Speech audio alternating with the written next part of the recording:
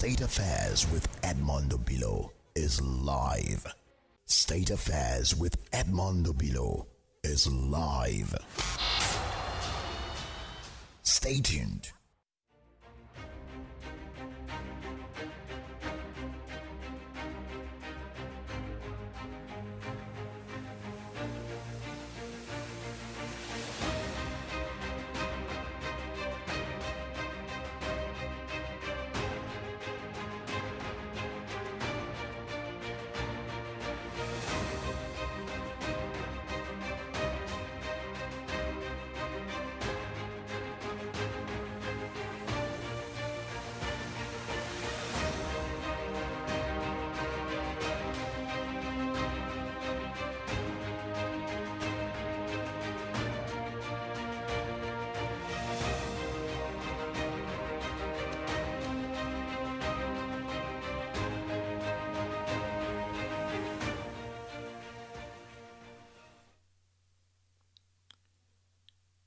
This is State Affairs,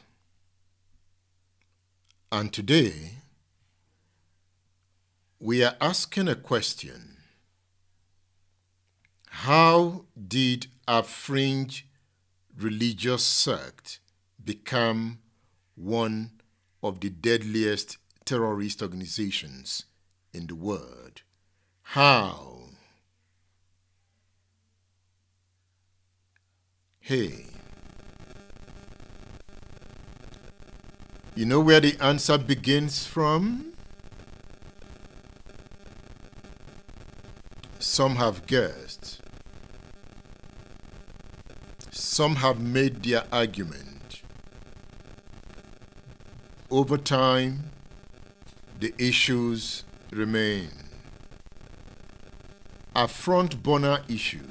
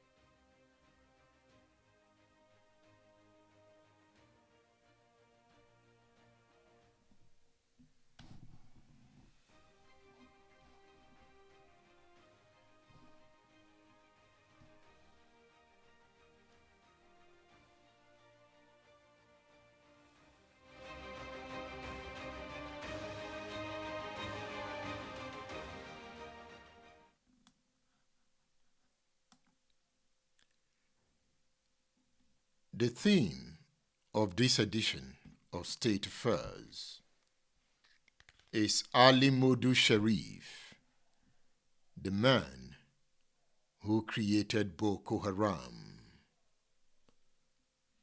Ali Modu Sharif, the man who created Boko Haram. That is the title of this edition of State Affairs. Ali Modu Sharif. You talk about Boko Haram, you remember Ali Modu Sharif.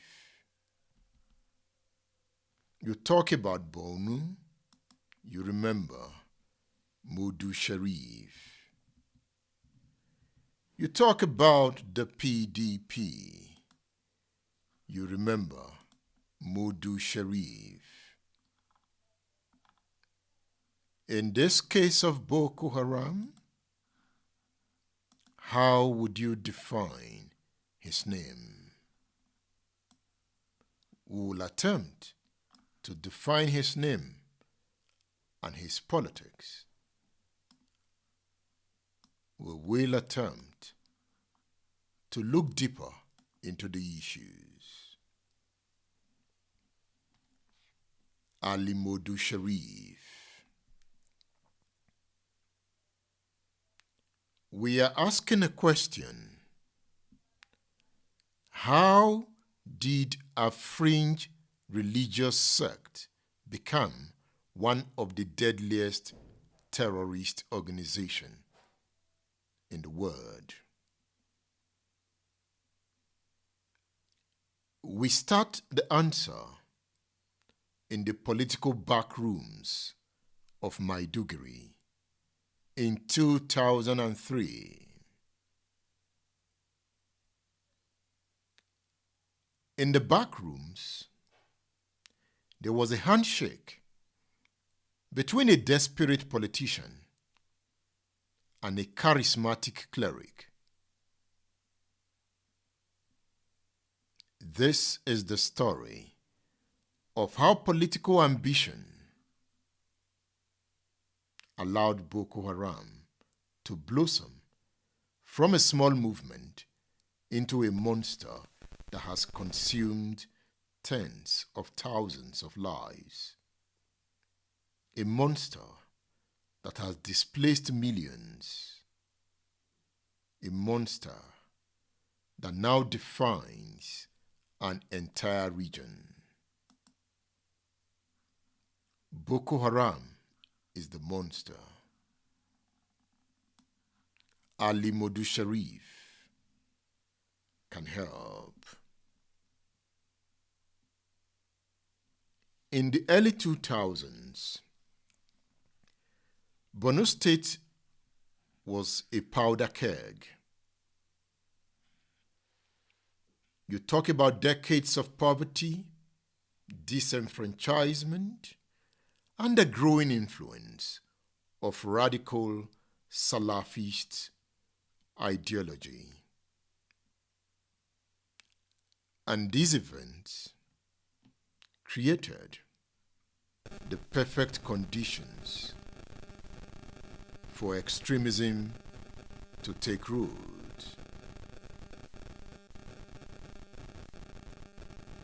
Mohammed Yusuf,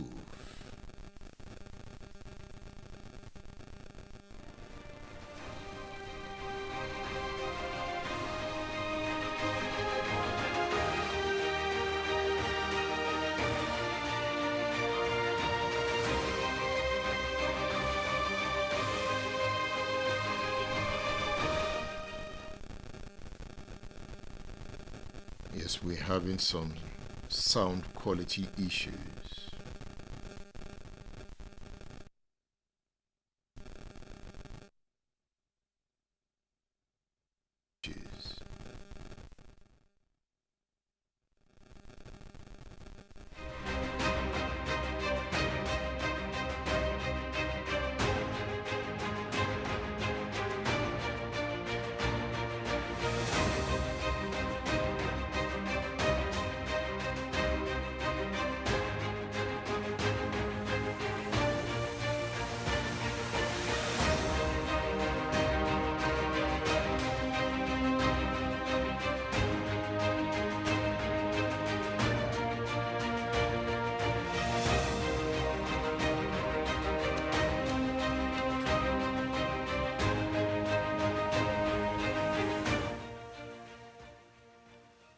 Hello.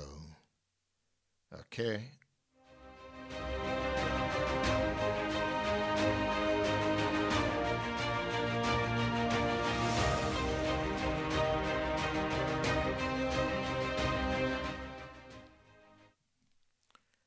So let's go into the story together. The Modu Sharif story and the story of Boko Haram. In early 2000s, Borno State was a powder keg. We talk about decades of poverty, decades of disenfranchisement. We talk about the growing influence of radical Salafist ideology. And these were the conditions that created the room for extremism in Borno State. Muhammad Yusuf, a young and magnetic cleric, he had gathered a devoted following made up mostly of disenchanted young persons, and they called themselves the Yusufiya movement. That was the precursor to what the world would later come to know as Boko Haram. They were angry, they were organized, and they were a sleeping electoral giant. They loved their leader, Muhammad Yusuf.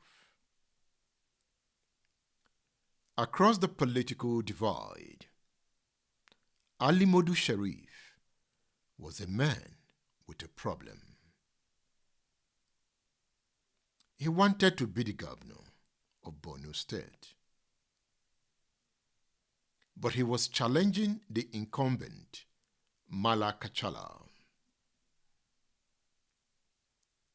Ali Modu Sharif needed votes, and he knew exactly where to find them. In a calculated move, a move that would shape Nigeria's destiny for decades to come. You know what Sharif did? Reports have it that he approached Muhammad Yusuf and they forged a pact. The terms were simple.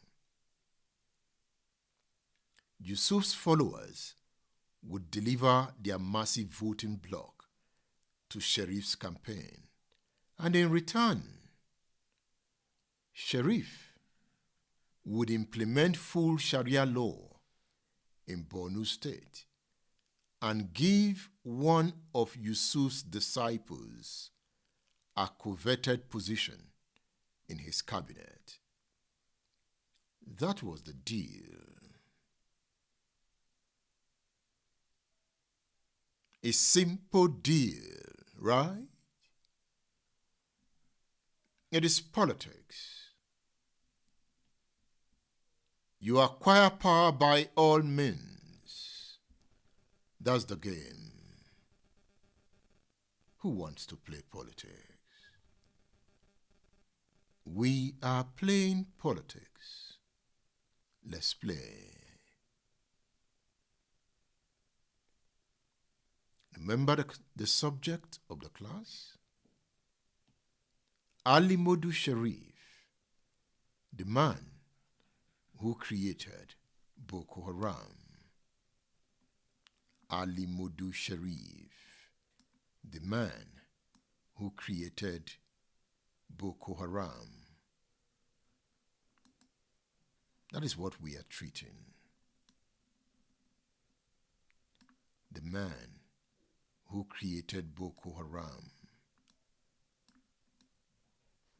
It is the story of politics, how politics leads to violence.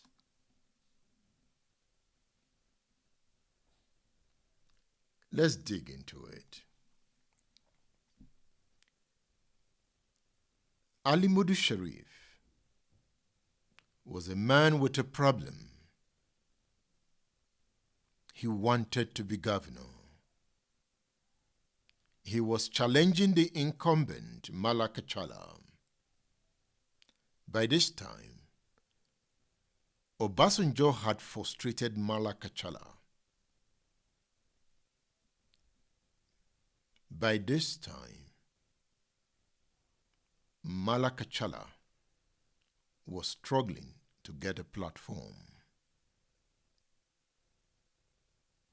Ali Modu Sharif was not a member of the PDP. He was a member of the All Nigeria People's Party, ANPP. But Obasanjo seemed to like him. While a member of ANPP, the president, a member of PDP, liked him. It is the Ali Modu Sharif story. It is about learning from the stories.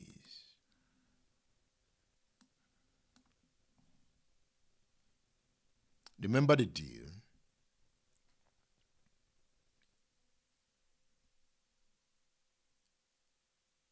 Sharif approached Muhammad Yusuf and forged a pact. The terms were simple.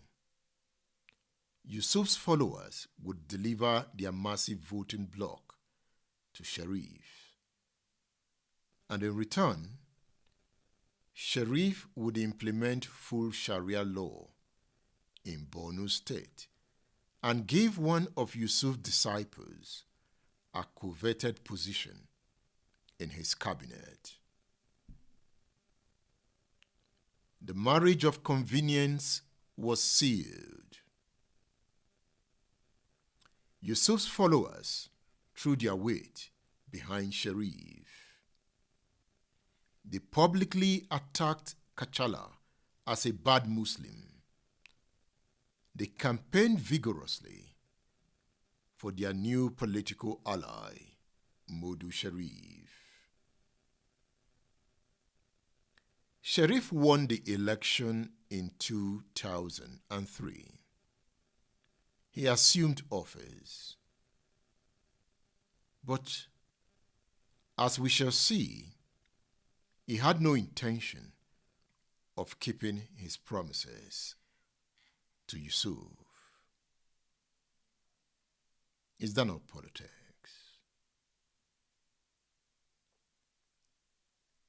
Mind you, the first installment of the deal was delivered. Sharif created a Ministry of Religious Affairs and appointed Alhaji Bujifoy, Muhammad Yusuf's National Secretary, as the commissioner. So he kept that part of the bargain. He appointed Alhaji Bujifoy, Muhammad Yusuf's National Secretary, as the commissioner of the Ministry of Religious Affairs. On the surface, it appeared that Sharif was honoring his commitment. But the full and rigorous implementation of Sharia law, including traditional criminal punishments like amputation and stoning, was abandoned. Sharif limited the Sharia courts to civil and social matters, effectively neutering the very system that brought him to power. Yusuf, realizing he had been used, began directing fiery sermons against Sharif's government from his mosque. He branded the governor an apostate, and the relationship soured. In 2007, Bujifoy resigned from Modu Sharif's government in protest. By this, the sect severed all ties with the Sharif's administration. By then, the damage was already done. Boko Haram is also a product of politics. Nigeria's politics, represented by Ali Modu Sharif.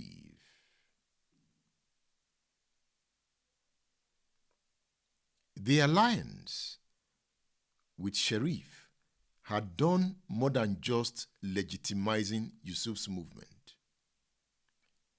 It had given the sect a taste of political power. It has given the sect access to state resources. I would like your feedback as we go. So leave your comment. At some point, I'll open the line to hear from you.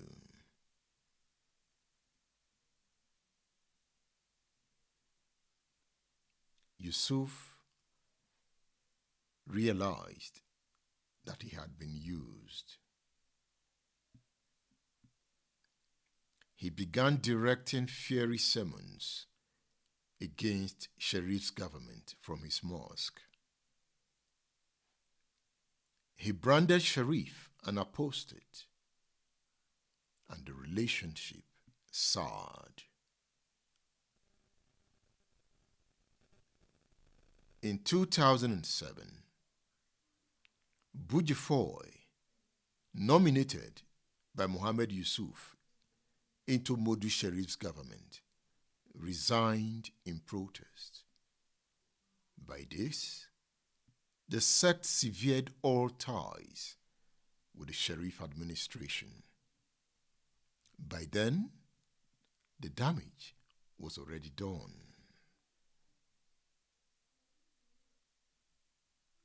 The relationship legitimized Sharif's movement.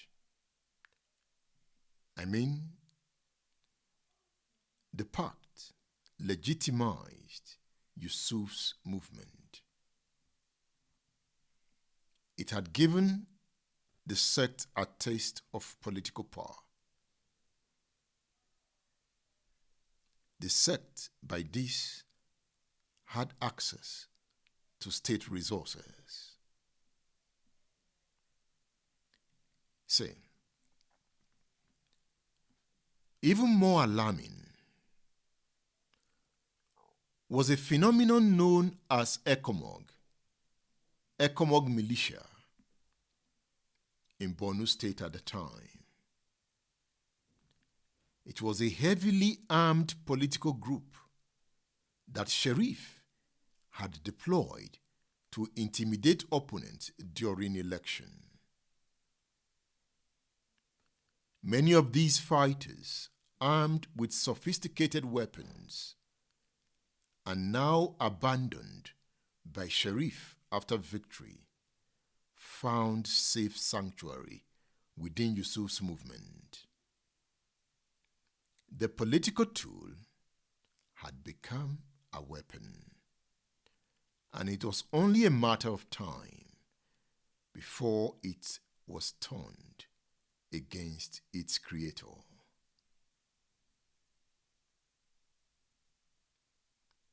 The first armed attack came in January 2004, just a month after Sharif took office. At this point, a breakaway faction calling themselves the Taliban attacked police stations in Kanama, Yobe State, and carted away weapons. The rebellion had begun. But a defining moment arrived in June 2009 when a special security squad under Sharif's control opened fire on a funeral procession of sect members. Many of Boko Haram members were cut down by the bullets from security men. What was their offense? They were reportedly not wearing crash helmets while riding their motorcycles. When public commentators and officials within Sharif's administration warned him that this act of disregard would be viewed by the sect as a grave affront, Sharif ignored the advice. He did not condemn the shooting. He did not conduct an inquiry. He did not visit the victims. So the message was clear here. These people were expendable. 2 weeks later, Boko Haram responded. They launched their first coordinated urban assault, attacking police stations and security facilities across Maiduguri. In 5 days of brutal fighting, over 1,000 people lost their lives.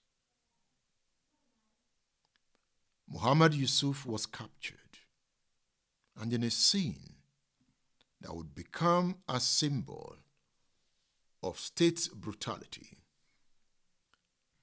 people saw how he was arrested, and they heard how he was extrajudicially taken out. So the elimination of Yusuf transformed a localized sectarian movement into a full-blown terrorist insurgency. Yusuf's followers, now leaderless and filled with a burning thirst for revenge, scattered into Sambisa forest, swearing vengeance not just on Sharif, but on the entire Nigerian state. We have laid the foundation of the discourse. It's about politics. It's about power. It's about Ali Modu Sharif and Boko Haram.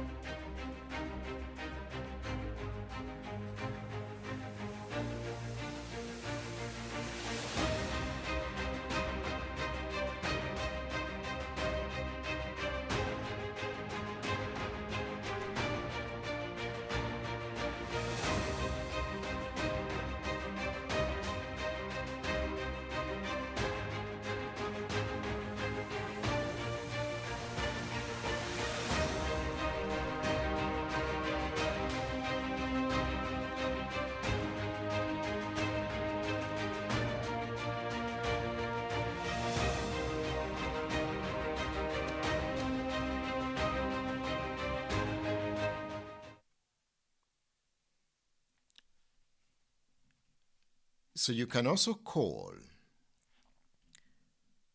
I'll give you a number to call to join the discourse. I want to hear from you. So the number is scrolling on the screen. Yes, you call that number to join the discourse. I'm ready to listen to you. It is the Ali Modu Sharif story on State Affairs. If you want to join the discourse, you call that WhatsApp number.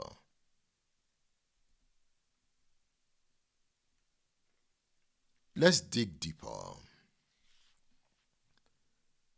Let's dig deeper.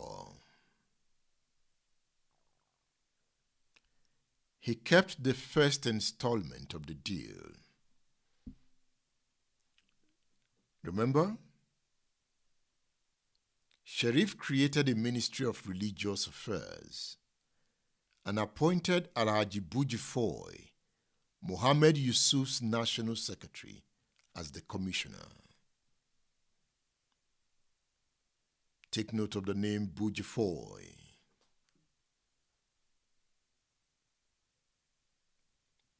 So we've made the point that on the surface, it appeared that Sharif was honoring his commitment to Muhammad Yusuf. But the full and rigorous implementation of Sharia law, including traditional criminal punishments like amputation and stoning, was abandoned. And Boko Haram did not take this lightly. How did Ali Modu Sharif, who made a pact with a radical cleric, who armed political militias, who watched the flames spread from his doorstep, how did he escape accountability? How? Ali Modu Sharif has consistently denied any alliance with Muhammad Yusuf. He points to two arguments. Two arguments in his defense. First, he argues that Sharia law was introduced in Borno State not by him, but by his predecessor, Malakachala, in the year 2000. At a press conference in 2014, Sharif scolded the All Progressives Congress and the Australian negotiator, Stephen Davis, for linking him with the sponsorship of Boko Haram, lamenting that he was wrongly linked with the violent group, as he had no relationship whatsoever with the sect. He pointed to his personal losses, his younger brother, his brother-in-law, his associates, as proof that he could not possibly be the sponsor of a group that had targeted his own family. Because Boko Haram eliminated some members of his family to prove a point.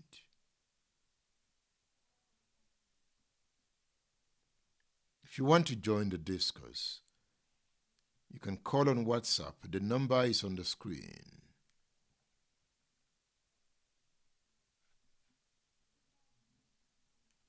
I will bring you Ismail Omikbidon. Ismail Omikbidon understands the politics of Borno State.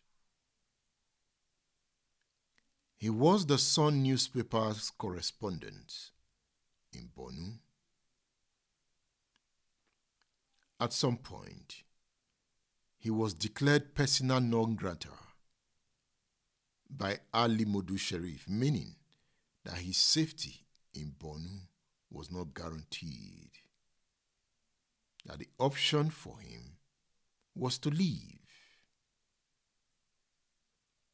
Ismail Omikbidon would later write a book entitled Persona Non Grata, telling the story of how Ali Modu Sharif ordered him out of Borno, telling the stories of the politics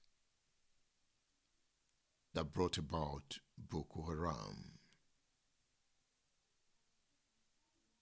I'll play you part of that interview on this edition of State Affairs.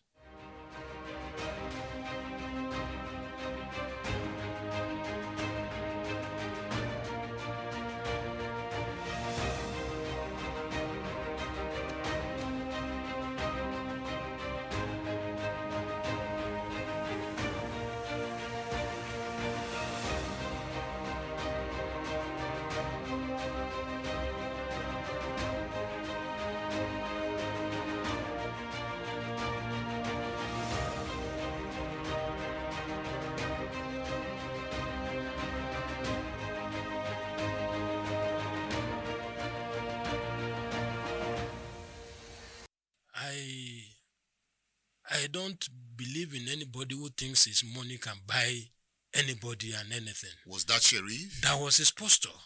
And he had the money. He had the money. Money is power. This was somebody who told us that he had 76 jeeps before he became governor. What was he doing before he became governor? He was a businessman. He was a businessman. And he used that money to win the 2003 election. Yeah, he did. He won that election. I think in our recent history, I think he probably was the first who dislodged an incumbent. Obasanjo was against Malakashala. I wouldn't say Obasanjo was against Malakashala. Did Obasanjo back Modu Sheriff? Yes, he did. Because his, one of his aides, in person of Andy Uba, was very close to Ali Modu Sheriff. Now, if the 2003 election was not too clear, that of 2007 was clearer. In 2007, that was when I was involved in the build-up to the 2007 election. In 2007, votes were still being counted in Maiduguri when Ali Modu Sheriff was declared winner from Abuja under Professor Morisi, and we all knew who Professor Morisi worked for. Obasanjo was PDP. Yes. Ali Modu Sheriff was AMPP. APP, then later AMPP. Yeah. So what was it that Obasanjo wanted? No, usually if you follow Obasanjo's style very well, he made deliberate incursion into the opposition's camp. And that was why somebody like Prince Abubakar Audu, even though he was of the AMPP in Kogi, he refused to allow the late General Buhari access to campaign in Kogi. And that was why most people didn't know when Prince Abubakar was to contest again after Buhari had become president, Buhari didn't hide the fact that he didn't like his candidature. But he got the ticket. He got the ticket through the support of the current president. He got the ticket. So in Sokoto, Bafawa was in touch with Obasanjo. Most of the NPP states, Alero, they were working in alliance with Obasanjo. And so they even contributed in nominating the ministerial nominees from their states. Dagash was dropped as a minister because of Ali Modu Sheriff. He fell out with Modu Sheriff. Under Yaradua and even Jonathan. So they have a way. If they know how to play their politics very well, they have a way of partnering with the opposition. It's a kind of rub my back and I rub yours, kind of relationship. That was what Obasanjo operated. All this happened behind the scenes. Of course, they will happen behind the scene. But we will now see it in the reflection of their actions. Actions, in appointments, in some of the decisions. Otherwise, the man who contested against Ali Modu Sheriff in 2007 under the PDP's platform was Obasanjo's presidential liaison officer, Kashim Imam. He was very close to Obasanjo. Before the election, everything he asked for, Obasanjo granted, including changing the police commissioner. But at the end of the day, the government apparatus, the way they behaved, showed very clearly where the president's interest lies. Otherwise, how will a state being run by AMPP, PDP wants to take over the state, yet announcement that the man who ran on the platform of the AMPP was done from Abuja? Who was in control of the central government? PDP. How else do you explain that? This is how power works. Yeah, this is how they work. And that's the dynamics of power in Nigeria. It is. Even under Jonathan, it happened in Anambra with Obiano. They will not tell you in the open, but you see their body language, you see their actions. That, as we speak now, APCs in Anambra appears to be suspecting that they may have been traded off. Have they not been traded off? For now, I do not have any concrete evidence. But if historical antecedents is anything to go by, from the way Soludo has been praising the government at the center, from the way he's been mounting his relationship with the president, it is not unlikely that something would have happened behind. What is this thing that happened behind? You know, if, for instance, if majority of the government in power is not favorably disposed to the candidate the party is presenting, and if they feel very strongly that the incumbent has something to contribute more meaningfully than the candidate they are promoting, they will just enter into a kind of a deal. Okay, we'll support you, you win your governorship. When it is time for presidential election, you also support us. And you saw naked politics play out in Borno State. Very well. And this was like you studying politics. Yeah. You then moved from a reporter to being a political strategist. Yeah. You know, meeting different politicians. So you had 2 jobs, right? Yes. How were you able to manage that? Well, I was able to manage that because what I do as a political strategist has nothing to do with my line of reporting. But it's the same you. Yeah, it's the same me, but I play them differently. Reporting on political gladiators. I will report factually the way things happen. But the bent, I will advise, okay, you do this. For instance, I'll give you an instance. Dagash introduced me to Honorable Umara Kumalia. Honorable Umara Kumalia was a former minority leader in the House of Reps. He was the one who moved the popular resign or be impeached motion against President Obasanjo.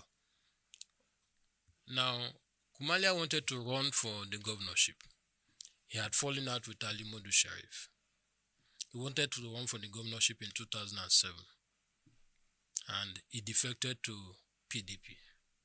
Once he defected to PDP, they were dilly-dallying over whether to give him waiver. You know, if you defect, if you are not giving waiver, you can't contest for any position. So he defected. Now, he was the first person to defect. It was after he defected that Senator Mohamed Abahaji, also from Borno, defected. Now, all those who defected after Kumalia were giving waiver, but Kumalia was not giving waiver. But before then, I told him, I said, look, I understand that you have some level of relationship with Kashim Imam. Let us call a meeting between the two of you. Agree on power sharing model so that Kashim Imam can leave this thing for you. I said, because if the two of you go into the contest for the primaries, one of you will eventually win. But whoever wins, there will be crisis within the PDP. And the man you want to dislodge will eventually triumph over the two of you. They dilly-dallied over it. When eventually he now got in touch with me to say that a meeting has been called between him and Kashim Imam and other stakeholders of the party by Ambassador Babagana Kindigbe, I told him clearly that from what I know, Ambassador Babagana Kindigbe is supporting Kashim Imam. So certainly the outcome of that meeting cannot be favorable to you. And it came to pass.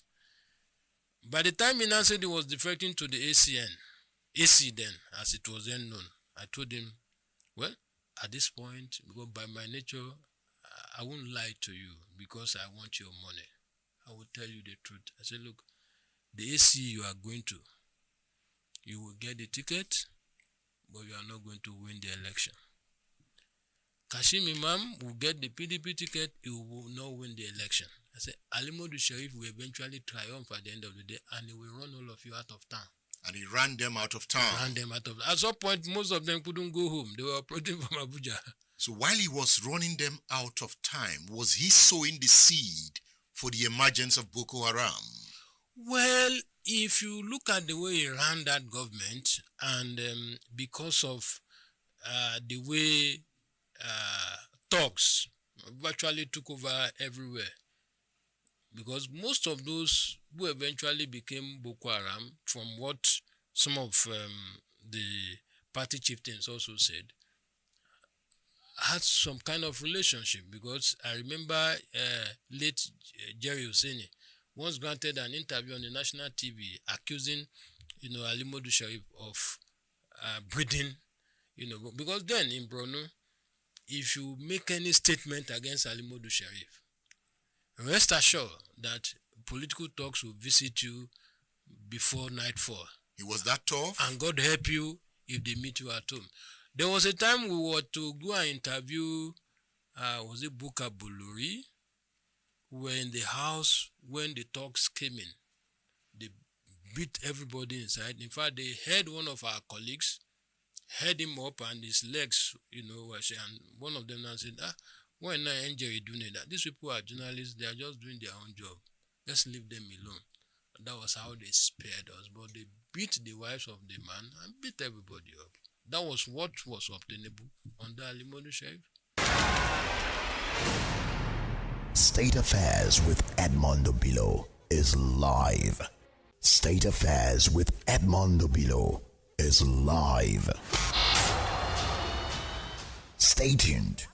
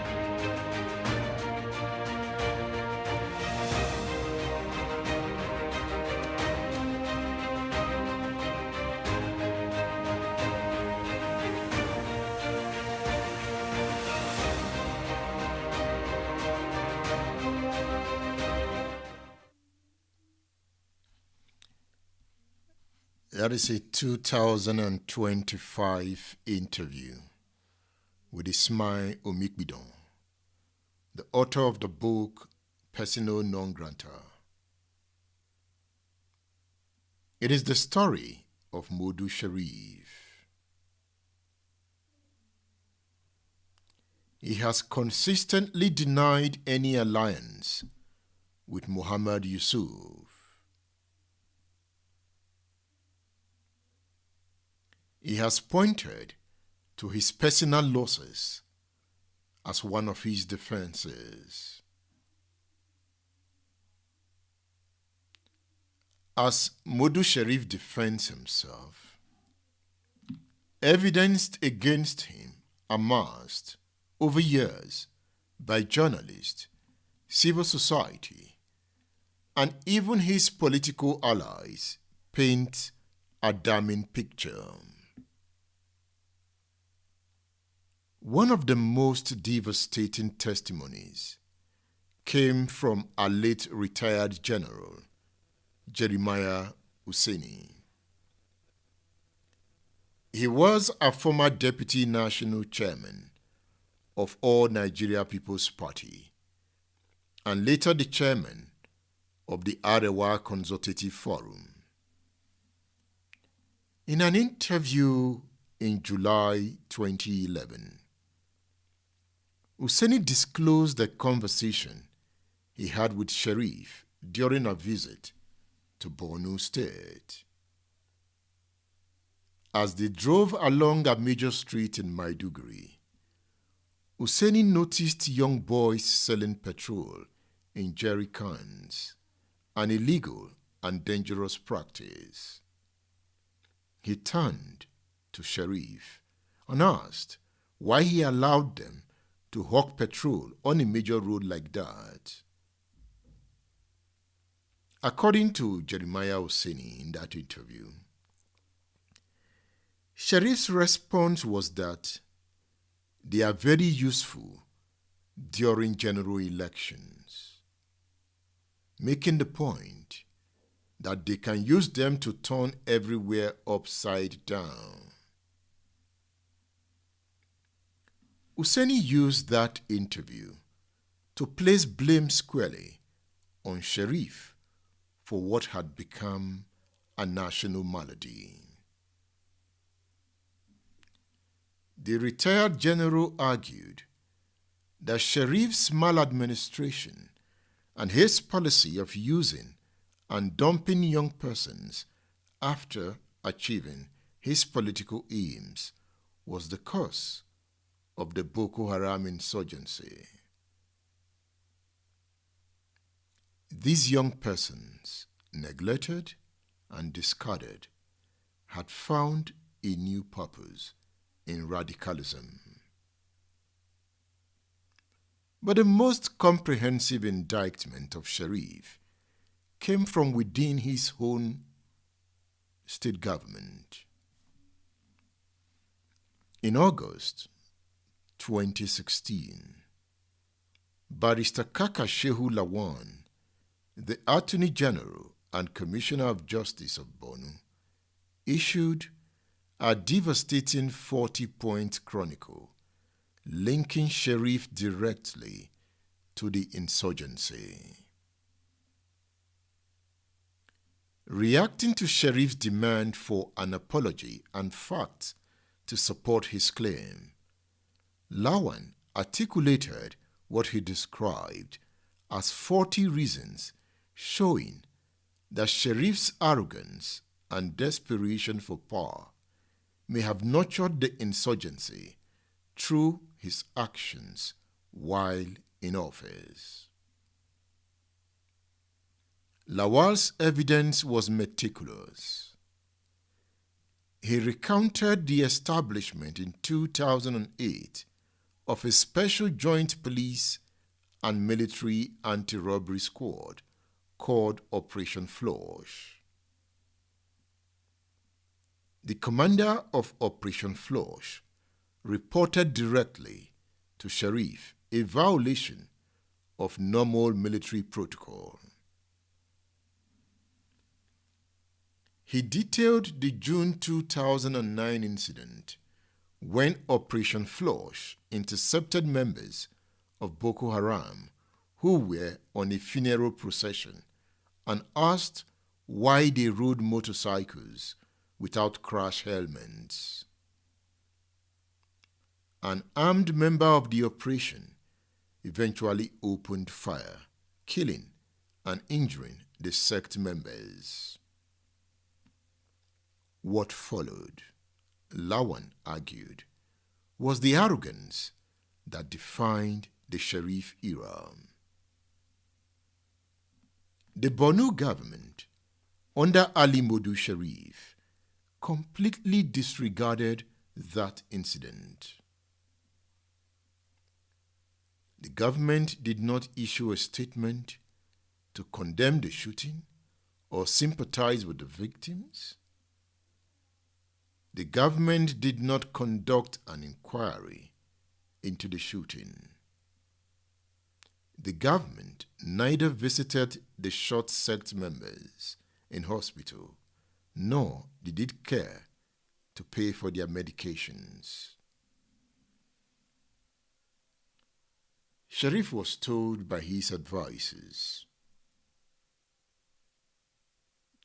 to respond with kindness to the shootings. He ignored. So that became an indication that the shooting was orchestrated with the aim of eliminating Yusuf and his followers. In an interview, Muhammad Yusuf threatened a reprisal. He threatened a reprisal.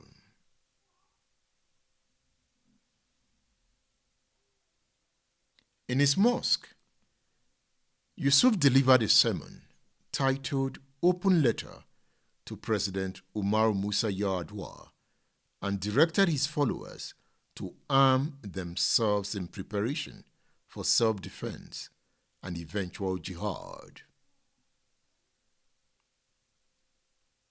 Even while Yusuf issued this threat, Sharif still disregarded the possible room to make peace with the sect. Who wants to make peace with Boko Haram? Not Sharif. No. They are expendable. Sharif was the Lord. And if members of a radical Islamic sect wants to dare, they will be met by fire, and fire they got. It was in the days of Yar'Adua as the president of Nigeria. 2009. We'll still talk about Boko Haram, because Boko Haram remains fresh. It is a fresh subject.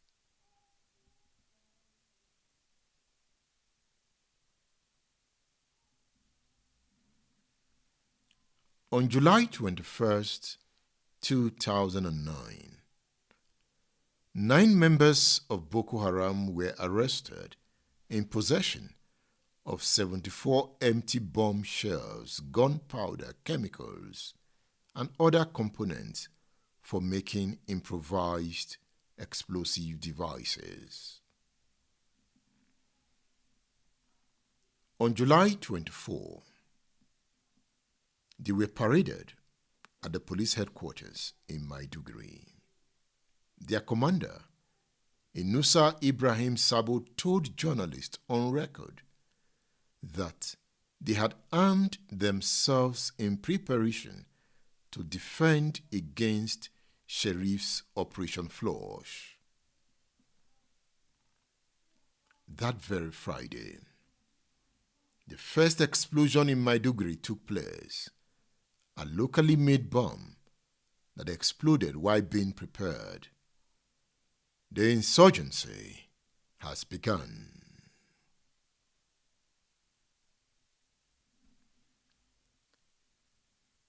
Lawan, a former Attorney General of Borno, is pointing fingers at Ali Modu Sharif as being behind the Boko Haram insurgency through his politics. So Lawa also raised the critical question of the execution of Muhammad Yusuf. In an interview, Sharif is said to have admitted that he had seen Yusuf at the Giwa military barracks after his arrest during the 2009 crisis.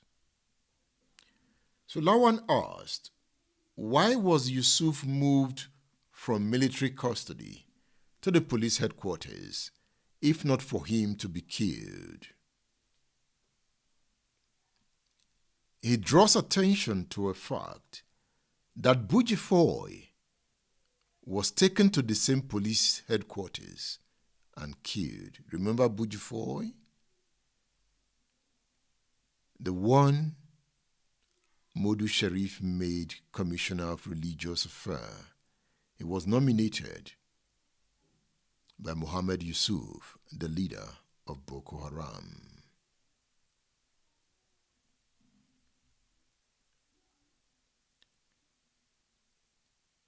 What did Sharif, as Chief Security Officer, do to secure Muhammad Yusuf? Lawan asked. Why was Yusuf not allowed to make open confessions which could have included his claim of being betrayed?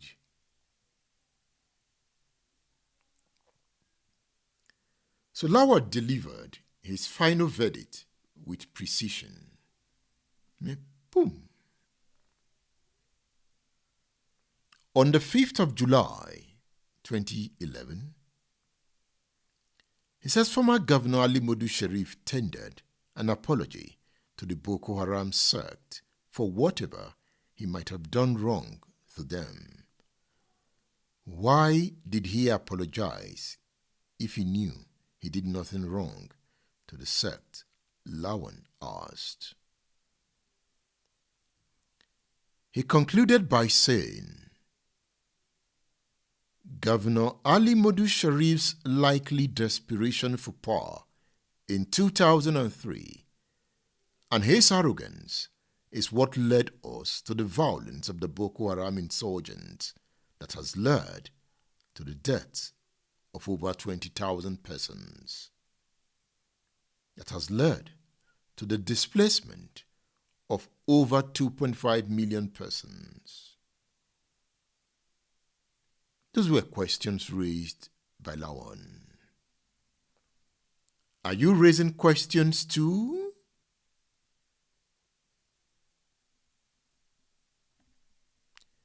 Yet, Sharif's deniers persist.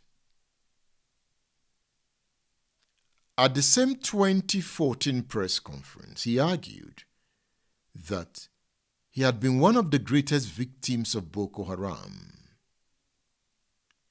He pointed to the killing of his younger brother, Alhaji Goni Mustafa Sharif. He reminds us that his brother-in-law, Alhaji Awana Ngala, was also taken out by Boko Haram. Remember that Modu Sharif had nominated a candidate to take over from him, and that candidate was engineer Modu Gubio. He was Modu Sharif's bosom friend.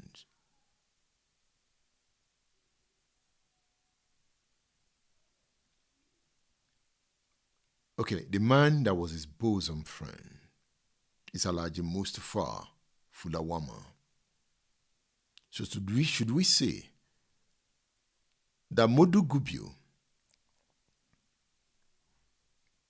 was his godson, in whom he was well pleased? He was to take over from him, but Boko Haram shot him. He died.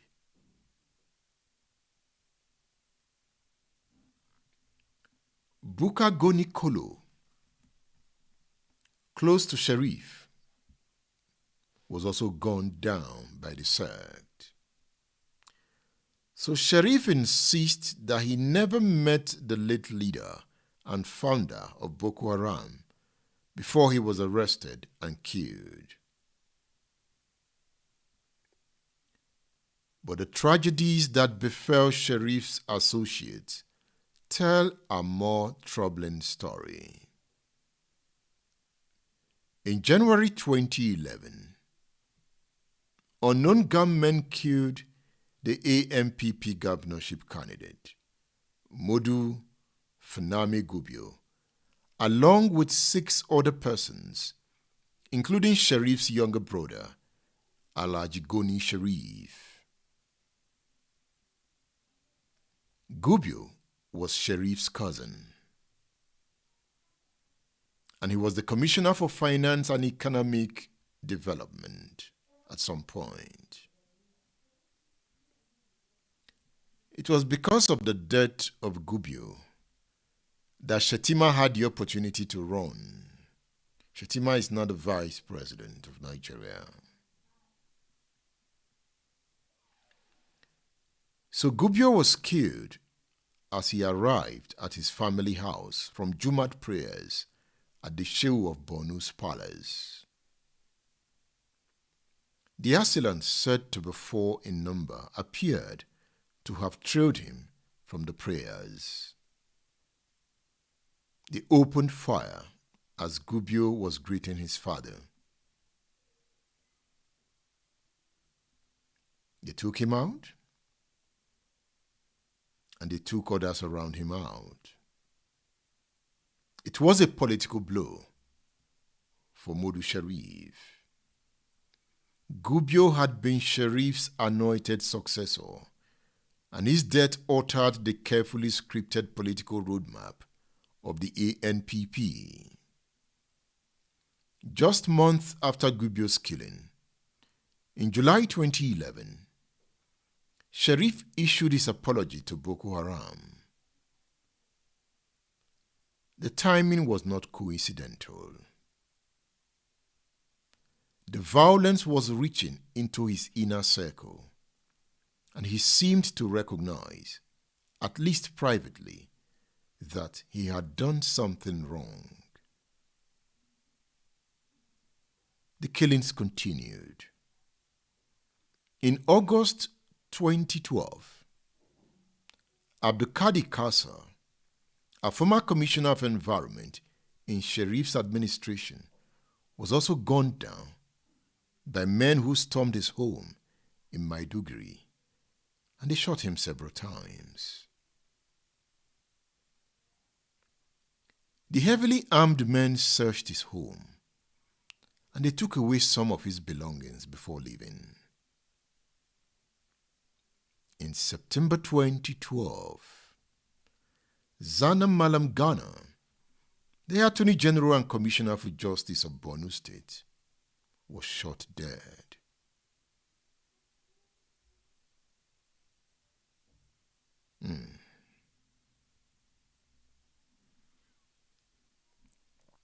It's about shooting.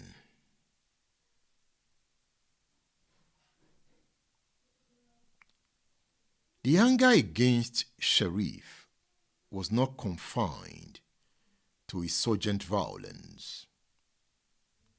In January 2014, a few minutes after a suicide bomber struck in Maiduguri, an angry mob set fire to a building that was to serve as Sharif's proposed campaign headquarters for his return to the Senate.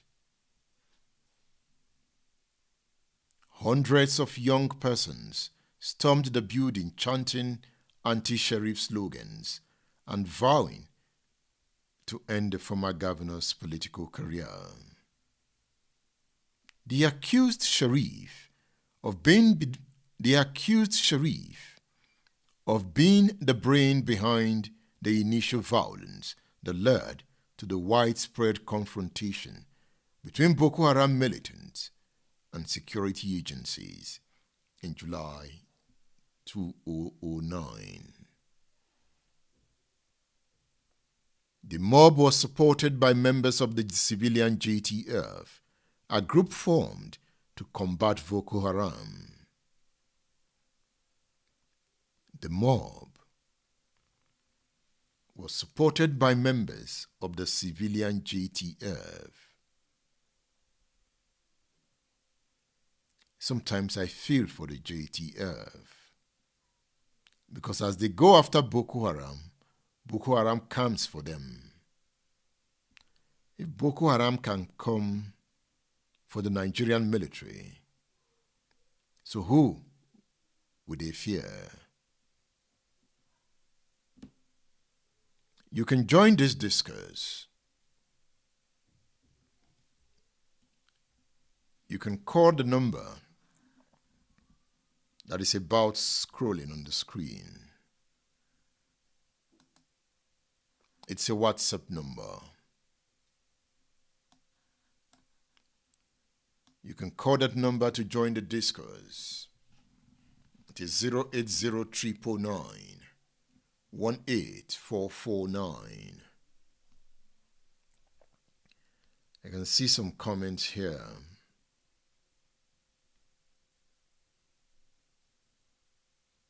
That number to join the discourse. Yeah, I'm watching myself.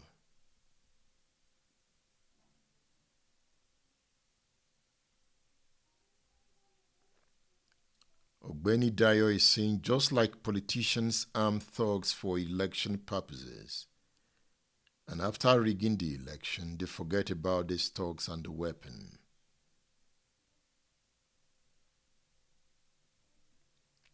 Yes, you can leave your feedback. You can leave your comments. We'll also be delighted if you share the broadcast. If you repost the broadcast. It is the Ali Modu Sharif story. Okay, let's talk to this listener. Hello? Hello. Mr. Edmond. Good evening. This is Bayo from UK. Good to have you on State Affairs. Thank you. The pleasure is mine. Very interesting topic you've brought up today, and I think it's very timely that you have taken us down memory lane.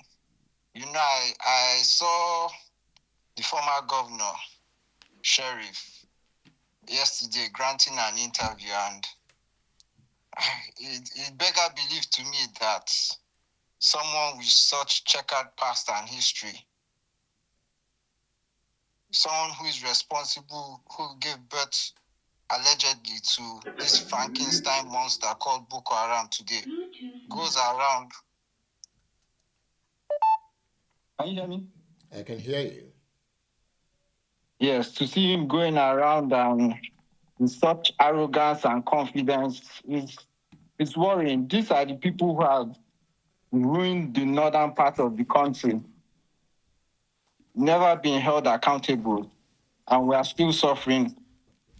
So I'm happy you brought this up today to take people back along memory lane, to let them know the nature of these people and what these people have done to the country and how these people are responsible for some of the things we still face today. Thank you. Thank you very much. Thank you for joining the discourse. The line is open. Let's hear from you. It is the Ali Modu Sheriff story. It is the story of Boko Haram.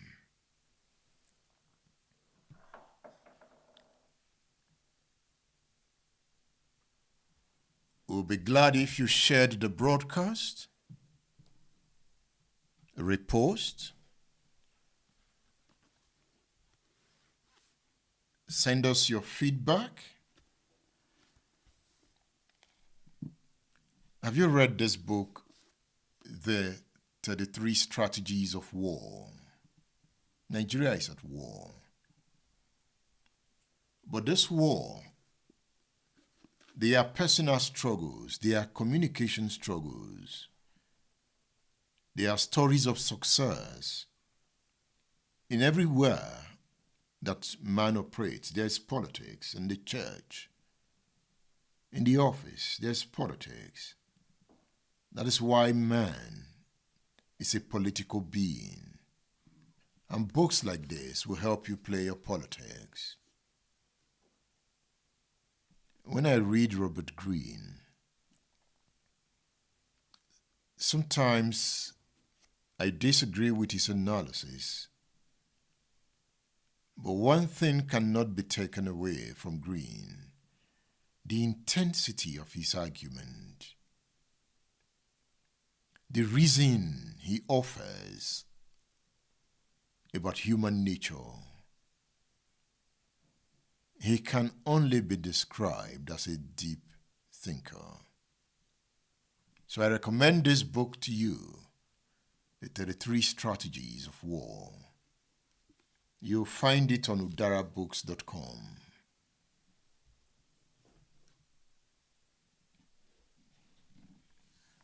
The line is still open, and you can join the discourse. I want to bring in again the journalist Ismail Omikbidon. Remember Omikbidon? He would later become the press secretary to Adegboyega Oyetola, the governor, or former governor of Osun State. Ismail Omikbidon is the author of the book Persona Non Grata. He takes us into that story, his personal encounter with Ali Modu Sharif. So as I break down the issues, Ismail Omikbidon sits with me to tell us his experience of the man. Hello. Hello, Mr. Edmond. Thank you Good for evening, sir. calling in. This is Dawood Oladoshu calling from Shaki, Oyo State.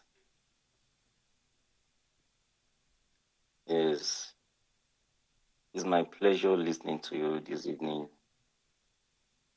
So you actually changed some narrative we had in the past. So, and you enlighten us the more. Though there are some things that we've been hearing before, or some narrative we've been going about with regarding Ali Modu Sheriff, not knowing they also suffered from this Boko Haram set as well. So initially we thought it was one that brought them into the country from outside the country, because we heard that he brought them from another country to come and vote for him. And after he voted, he ignored them.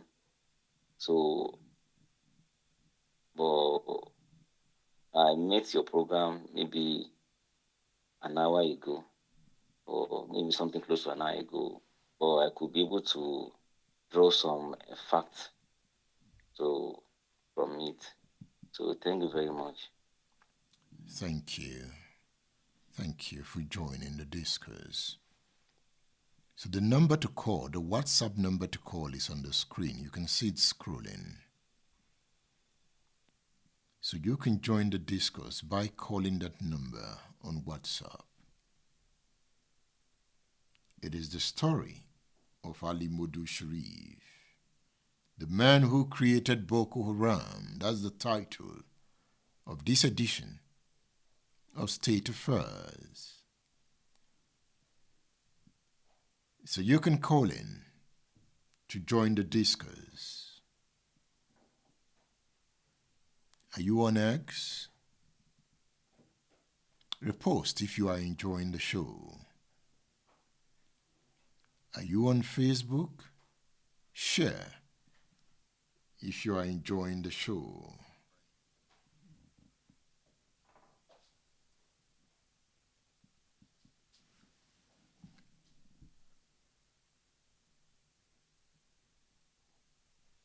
Okay. Well, somebody is asking, Radio Man, why are you not broadcasting on that State Affairs app? Okay, let me connect the app. Sorry about that. I've not been broadcasting on the app. So let me connect the app.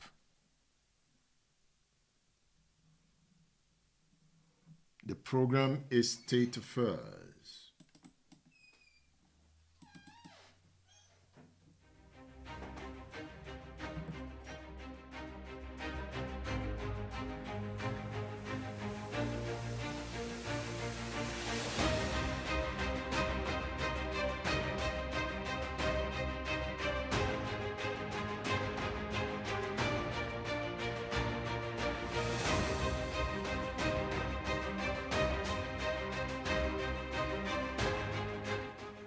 Okay, we are streaming on the app now.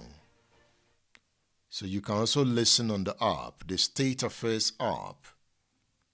You can download the app on Google Play Store, on iOS, the State Affairs app. All right, let's take this call. Hello. Hello. Are you there? Hello, sir. Good evening, sir. Yes, good evening. Yeah, good evening, Mr. Edmond. How are you doing? I'm good. Very well. Can I remain anonymous? Yeah, you can make your point. Sorry? Yeah, make your point. Okay. Thank you very much. I think I have heard about Ali Modu Sharif. I think then he was known as Gas. as in Governor Modu Sharif, before he later transited to Senator Modu Sharif. There was a time I heard he had over 77 jeeps then he was using for his campaign. And I had so many things about him then. And like you rightly pointed out, he was someone who was associated with the Boko Haram stuff. However, I think the point I'm trying to make here is, especially the Northerners, the weapon that has been used in how do I put it now? The weapon has been used to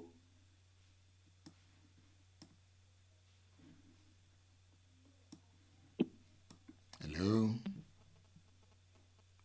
Okay, we lost that caller. All right, you can try again. So this is the window to call in before I return to my analysis. Okay, the number is no longer scrolling on the screen. The number to call, the WhatsApp number, is scrolling on the screen. So call that number to join the discourse. We are looking at Modu Sharif. That's the man we are analyzing on this edition of State Affairs. Hello. Yes, Matthew, good evening from here, Matthew. Yes, good evening. Yes, thank you very much for the wonderful program you're having today. I just want to contribute very, very briefly on the topic of discourse with regard to Modu Sharif and his role in propping up the Boko Haram insurgency.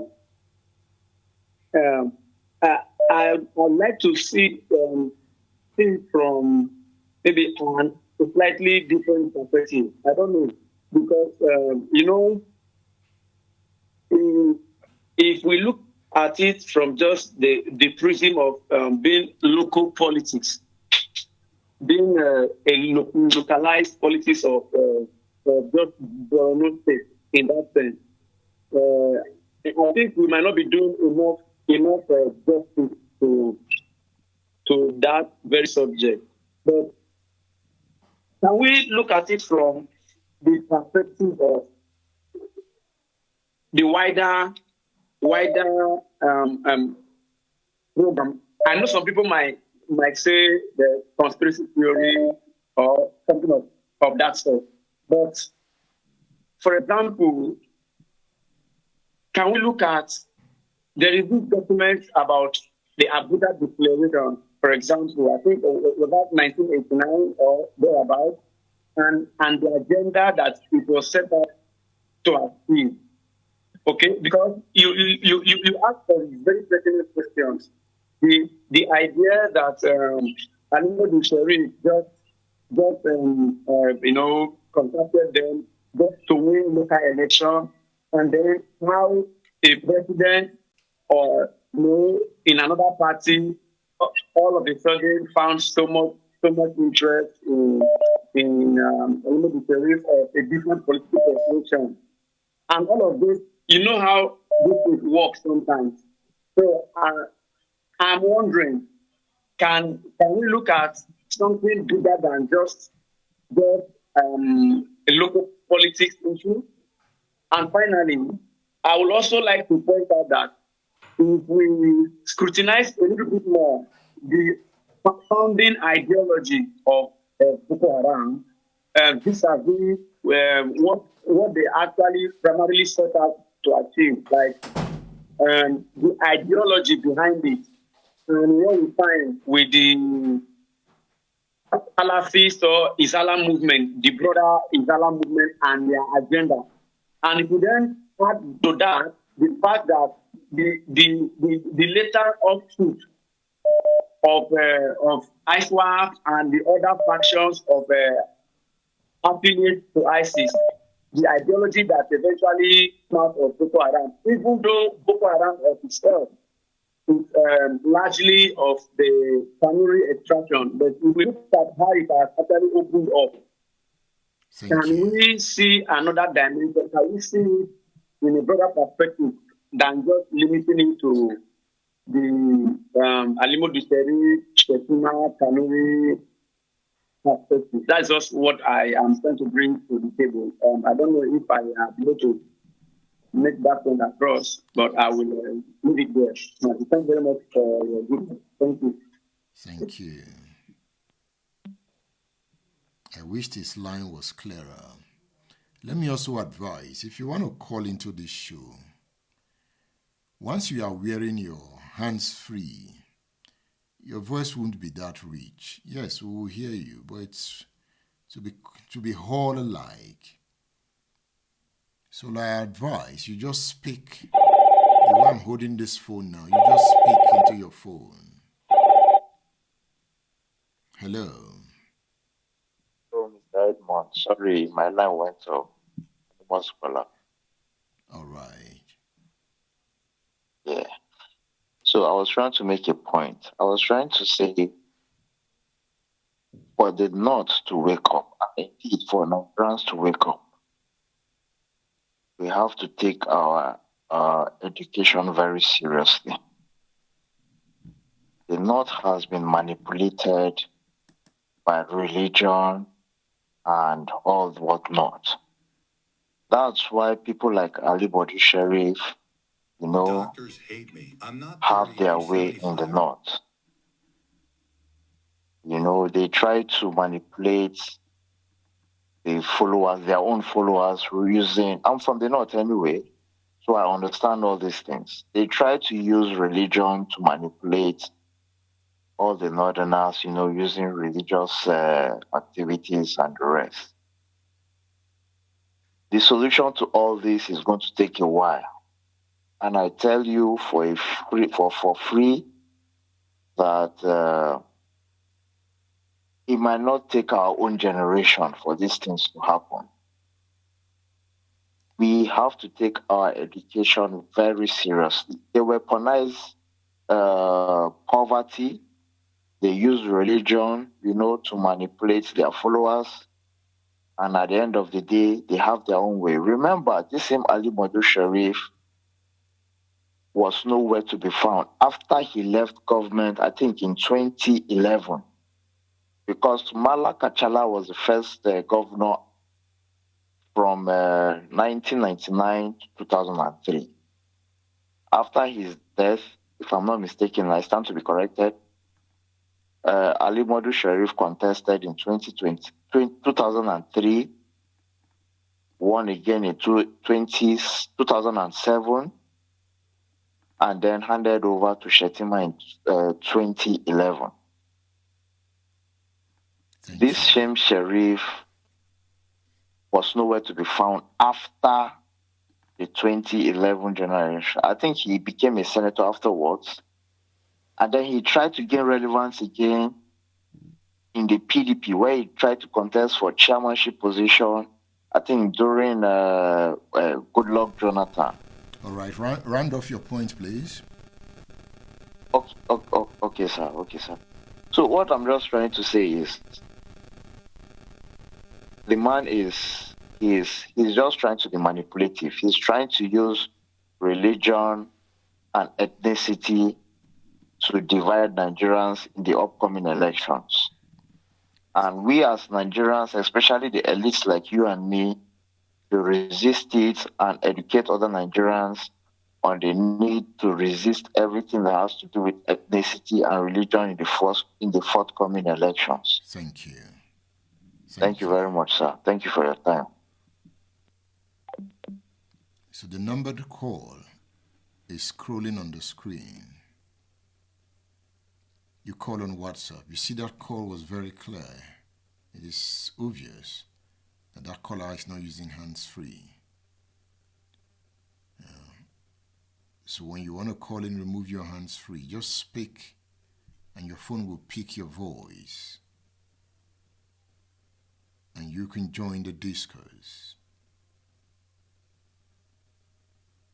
We still have some time to take some calls before we dive into the analysis again.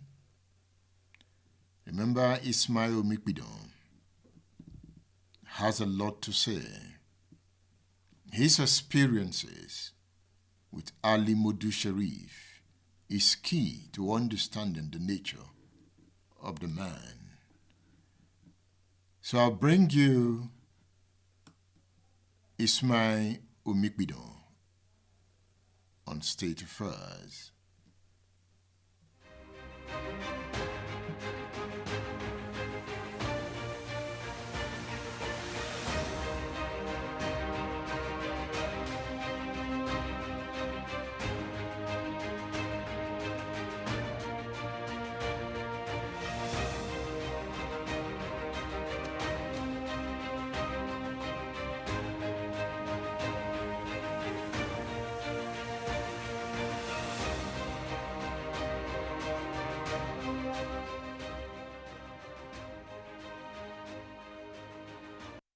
One thing about this book is the calmness it radiates. The front cover, the color. You know, when the front cover is calm and attractive, you ask the question, what about the title? Persona non grata is the title of the book. Written by Ismail Omikbidon. Look at the book here. It's a book on media, politics, and power. It's a book that takes you into Borno State, takes you to Kaduna, brings you to Abuja, then creates a residence in the National Assembly, takes you to the newsroom, and boom, you are in Osun, politics, and power. This book is authored by a former Chief Press Secretary to Adegboyega Oyetola, Governor of Osun State from 2018 to 2022.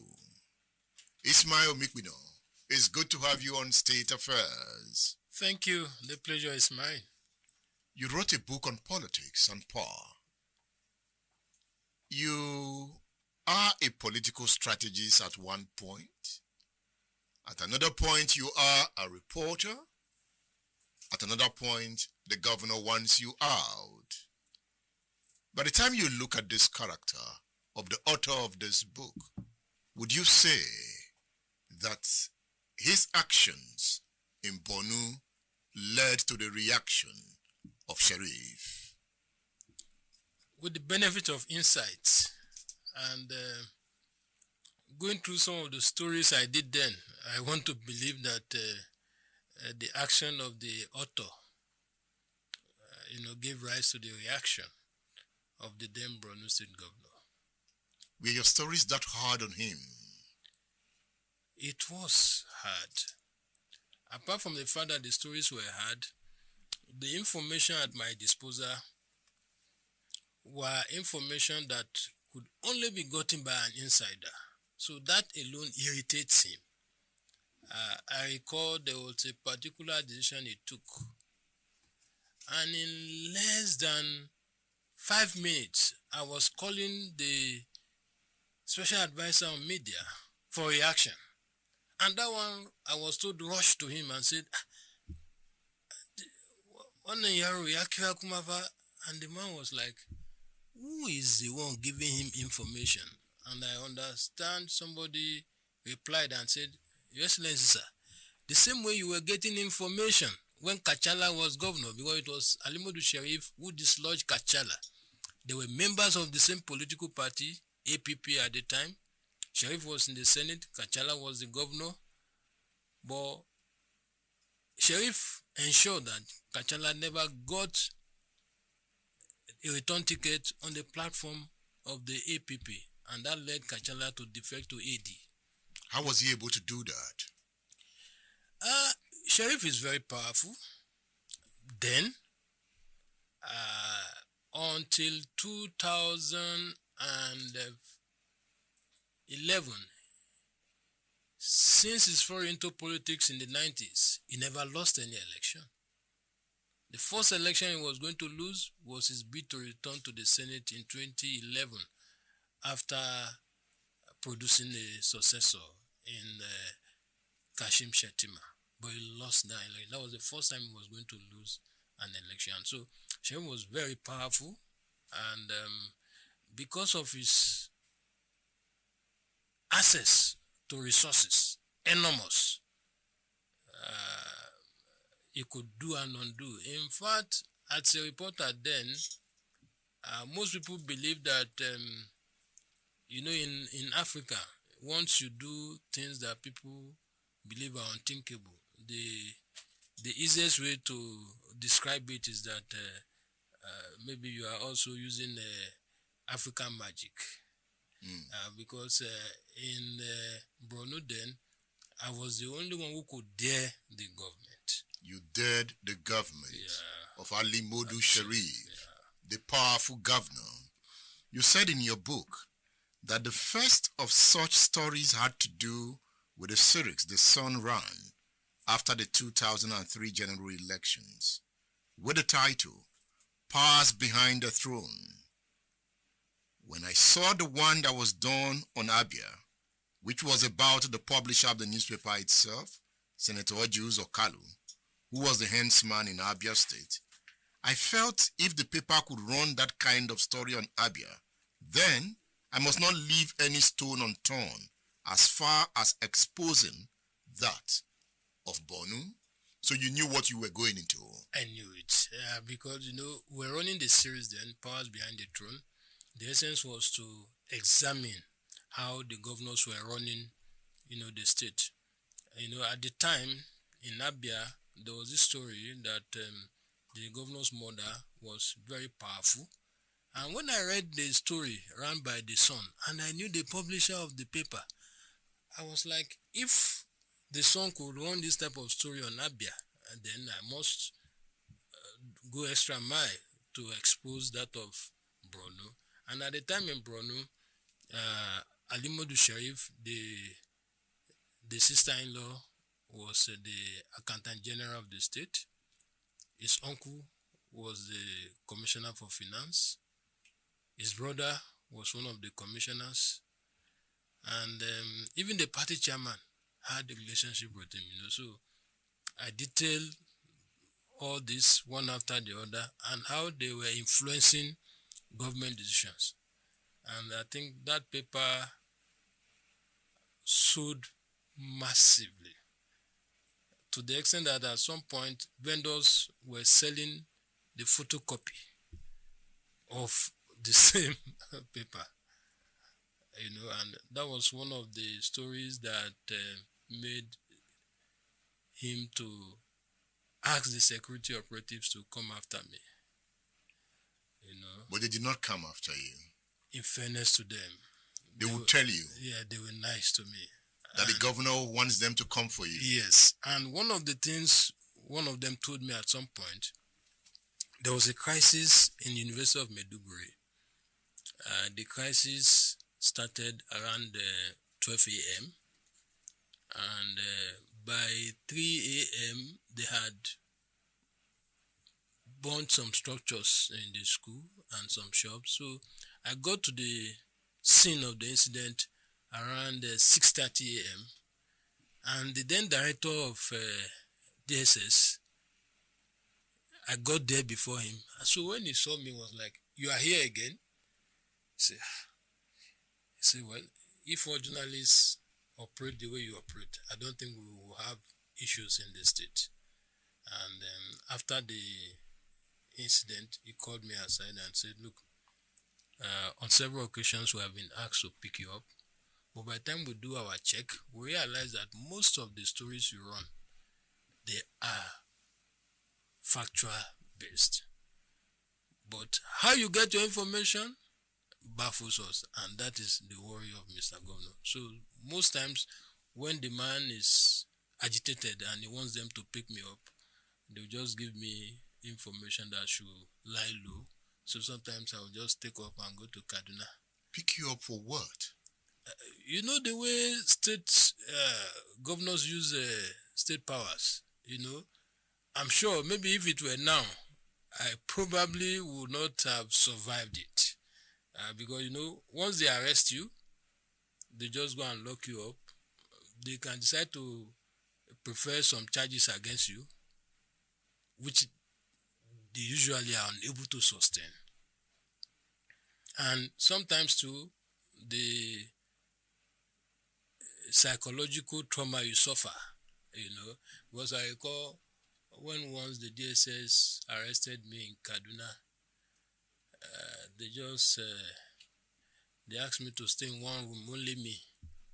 And for like 3 hours, I was there alone. Nobody spoke to me. Nobody told me anything. Nobody told me my offense.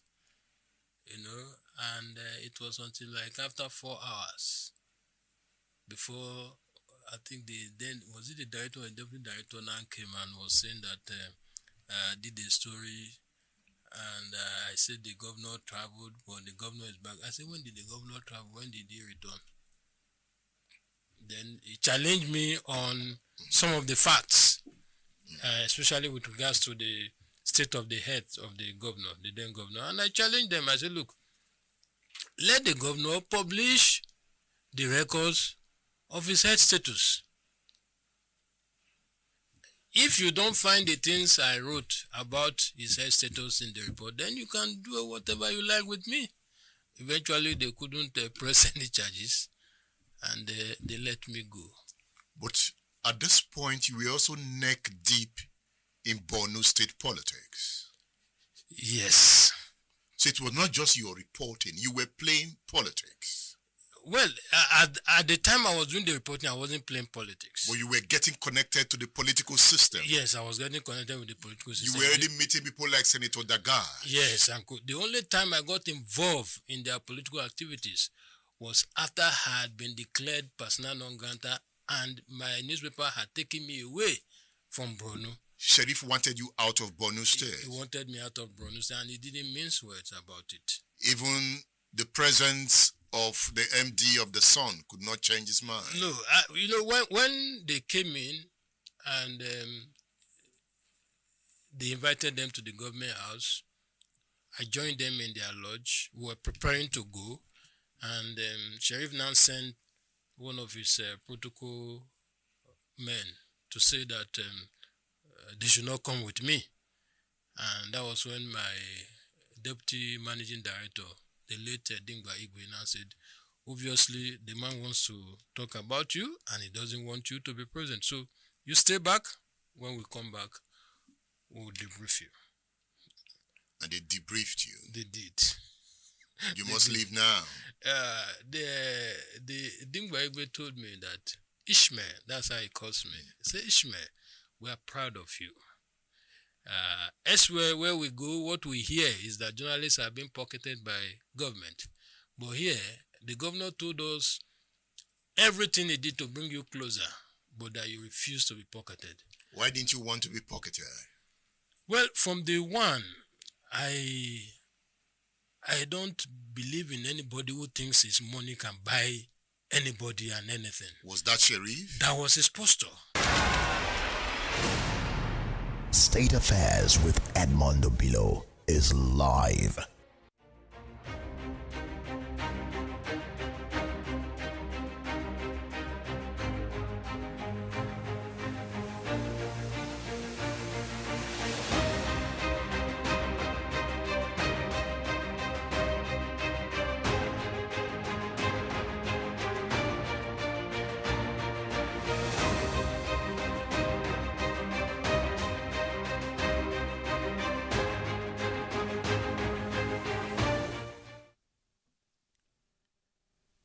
Ismail Mikbidon telling his story of encounters with Ali Modu Sharif.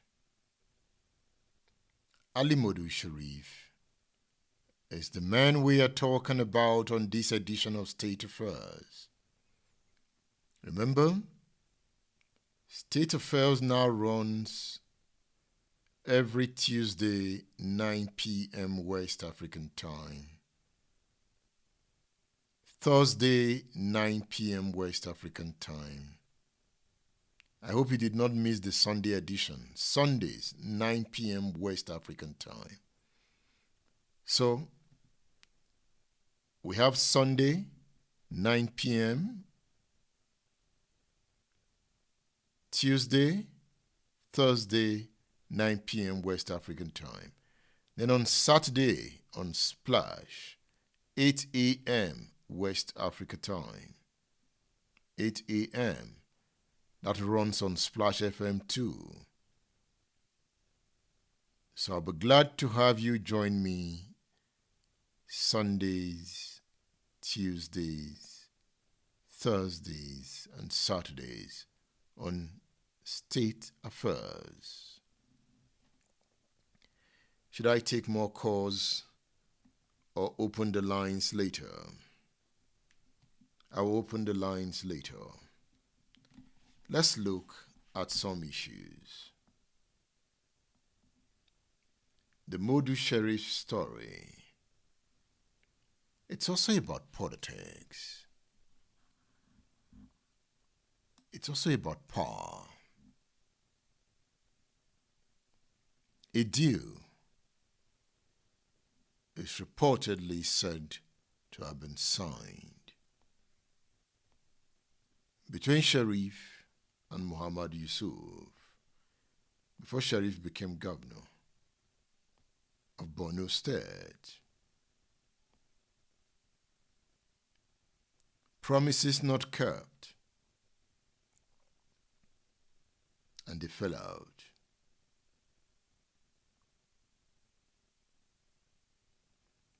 Sharif has never accepted responsibility.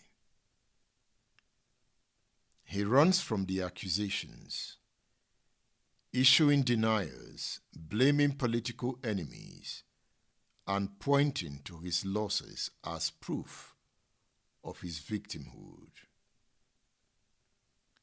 But as the Borno State Attorney General concluded, Sharif's likely desperation for power in 2003 and his arrogance is what led us to the violence that has claimed tens of thousands of lives. So this is the story of Ali Modu Sharif, a story of ambition,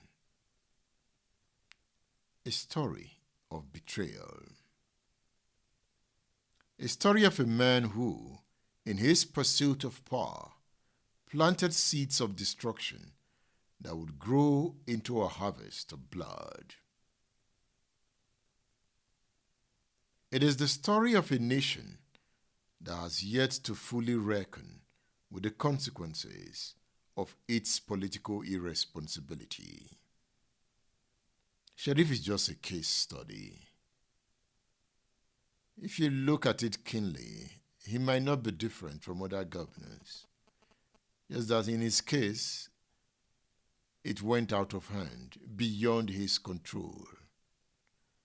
And today, Nigeria suffers from the consequences of her politics. For example, Ali Modu Sharif's politics. You remember before Boko Haram, there was the May Taisene uprising. We are going to treat that subject someday on this edition.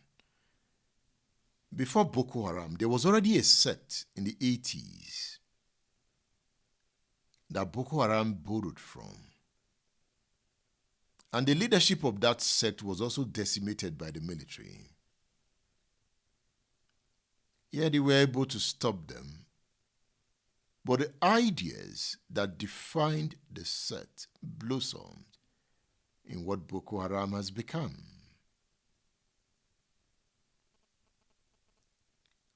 We lay far more emphasis on fighting the person than fighting the idea. That is why the idea lingers, and insurgencies continue to spring up from ideas. And the best way to fight ideas is through a strong education system. Education is indoctrination of the mind.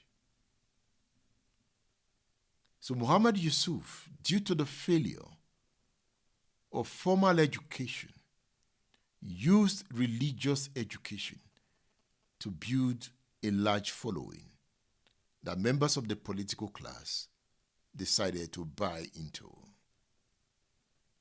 He has the number. Let's partner him.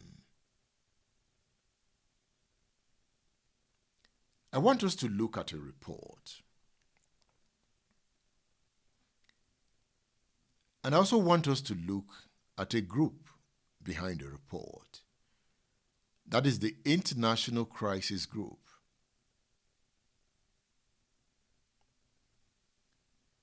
This organization has tracked the Boko Haram insurgency with forensic precision for over a decade.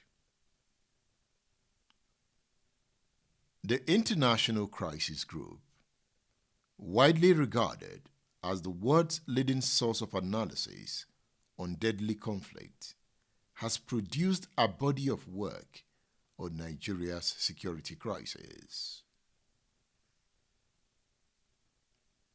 Before we go into their findings, let us understand who they are.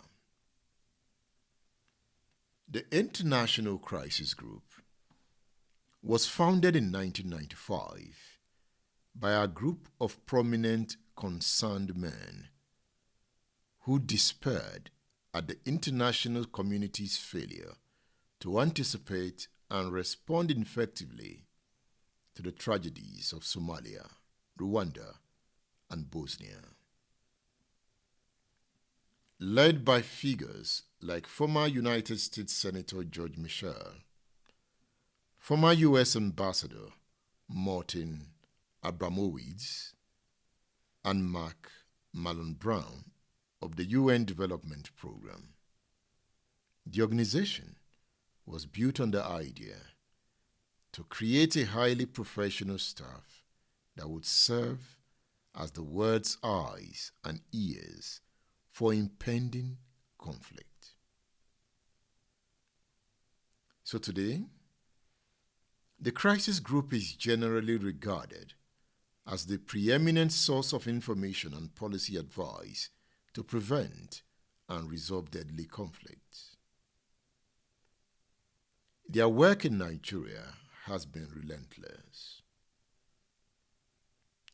As early as December 2010, just months before Muhammad Yusuf's execution, Crisis Group published a report titled Northern Nigeria, Background to Conflict. The report warned that while Nigeria's far north was not the hotbed of Islamic extremism some in the West feared, it needed reinforced community-level peace building and a more subtle security response, lest lingering tensions would lead to new violence. At that 2010, when the report was released, the crisis group did not identify northern Nigeria as the hotbed of extremism.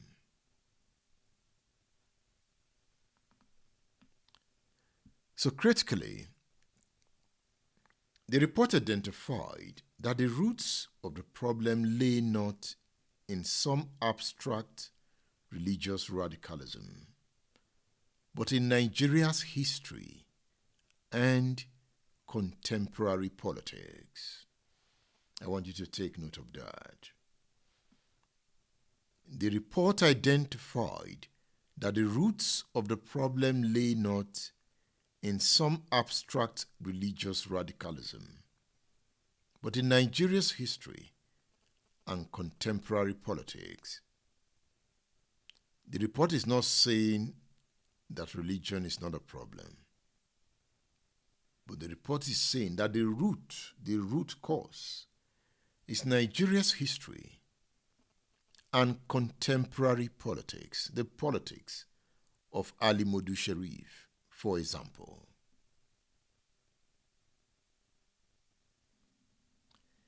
The report specifically made the point about the political manipulation of religion and ethnicity. The report looks at disputes over distribution of public resources and the failure of the state to assure public order. This was a direct indictment of the kind of cynical dealings we've already traced on this edition of State Affairs.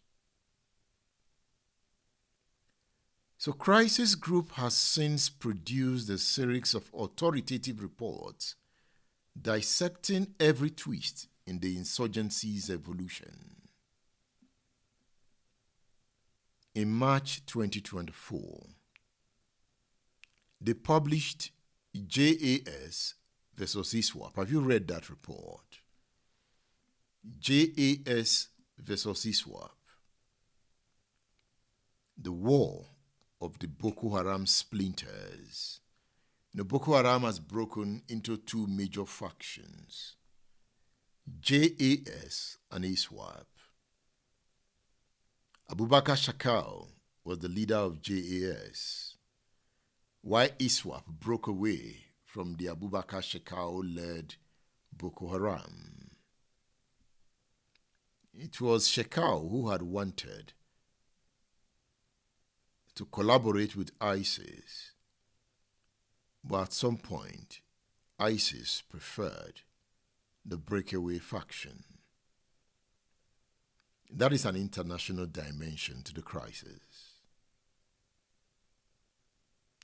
So if you read the report JAS versus ISWAP, the war of the Boko Haram splinters, it is a detailed examination of how the original Boko Haram, now calling itself Jamaat al-Sunnah wal Jihad, that is JAS, has been locked in a brutal internal war with its breakaway rival, Islamic State West Africa Province, ISWAP. The report traced how the original Boko Haram emerged in the 2000s, participated in the failed urban uprisings of 2009, and then reassembled under the leadership of Abubakar Shekau to evolve from an urban terror group into a rural guerrilla movement that seized control of substantial parts of Borno State. The report is online. It's a detailed report. Read it and form your opinion. Okay, I can take some calls now. I have one more interview to bring you. It is the interview with Ismail Mikbidon. So I have one more part to bring you before we round up this edition of State Affairs. So to join the discourse, you can call the number that is about scrolling on the screen. You call on WhatsApp, call that number. And you'll find Ismail Mikbidon's book on udarabooks.com, Persona Non Grata. It is the story of Bonu. So you can visit udarabooks.com to get Ismail Mikbidon's book entitled Persona Non Grata. So the line is open now. We're ready to listen to you. as you make your point.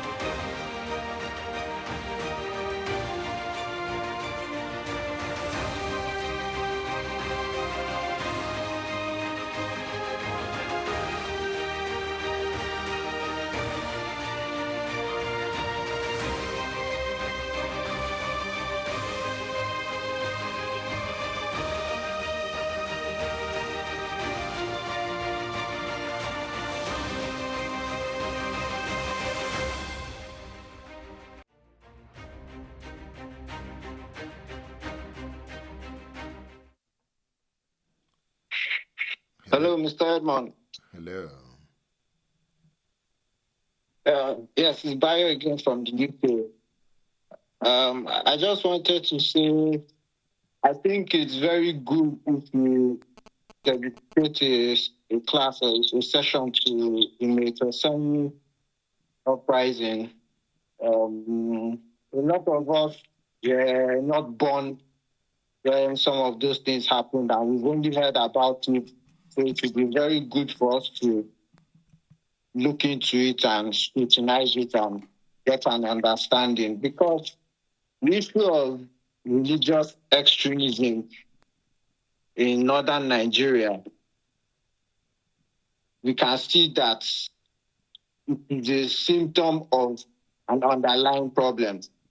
If yesterday it was Militesani, today is Boko Haram, tomorrow what is it going to be? There has been a lot of splinter groups now coming out of Boko Haram, as you've highlighted. There is Jazz, there is Jinim, there's ISWAP, there's IC, so it has taken a different dimension now, so it is not going to go away. You have the bandits as well now, just gone for hire in the northwest, taking over the forest, taking territory.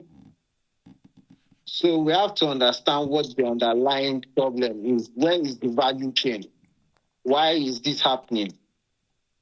Lastly, the reports you were mentioning, I think is something I'll look into.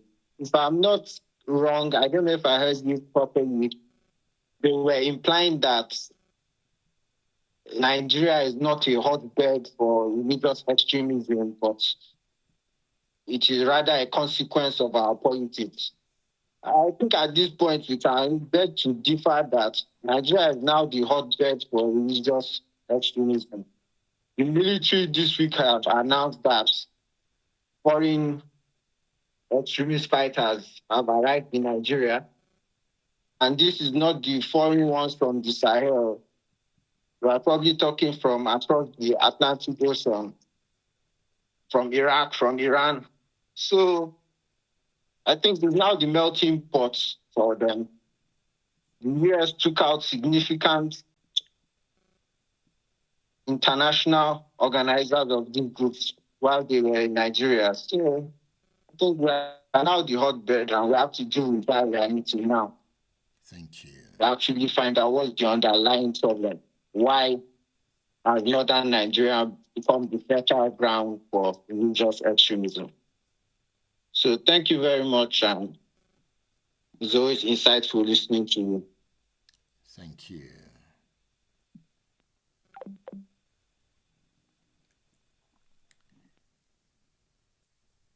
In 2015, Abubakar Shakal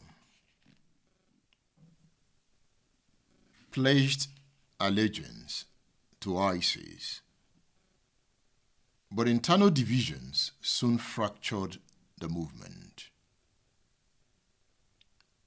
By 2016, the faction that broke away secured recognition from ISIS and took the name ISWAP, while Shekau and his followers reverted to the JAS designation. What is most striking about the report by the International Crisis Group is its revelation that the two jihadist factions have inflicted more damage on each other since 2021 than the Nigerian military has inflicted on them. The conflict between JAS and ISWAP, the report explains, stems from a fundamental disagreement over how to treat civilians.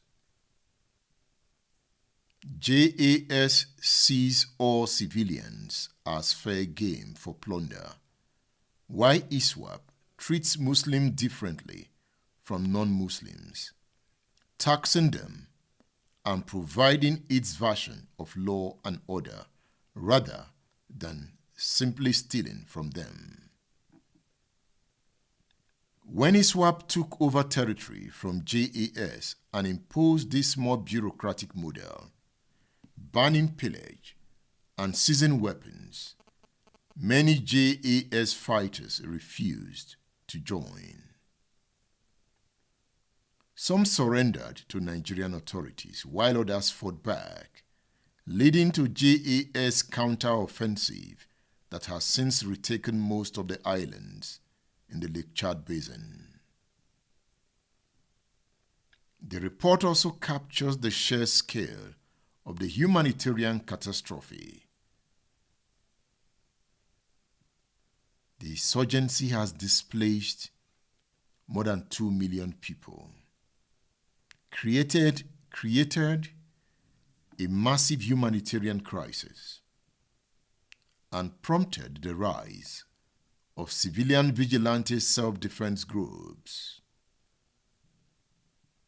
In a February 2026 update, Crisis Group documented how Boko Haram and ISWAP have gained momentum in recent months despite counter-insurgency operations by the Nigerian military.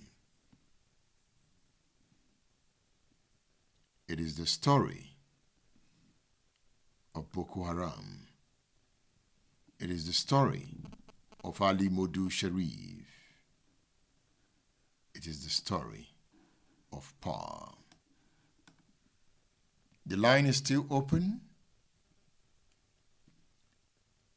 I can still take some calls. I have been digging into how Shekau was killed. The death of Abubakar Shekau. You know, Shekau died many times. At some point, the Nigerian authority would say that they got their man. But at other points, no, we didn't get him. Somewhat, Shekau died, and he died in battle. Understanding how Shekau died in battle is a story of war and how policies and ambition can lead to war.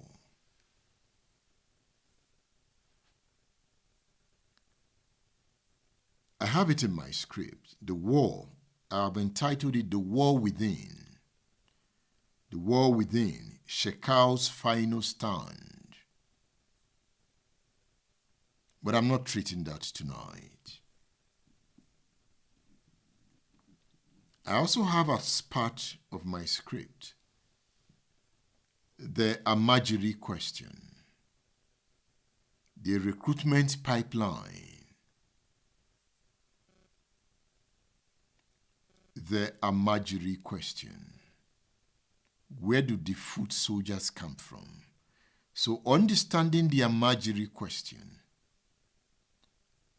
will give us a broader understanding of what we are up against.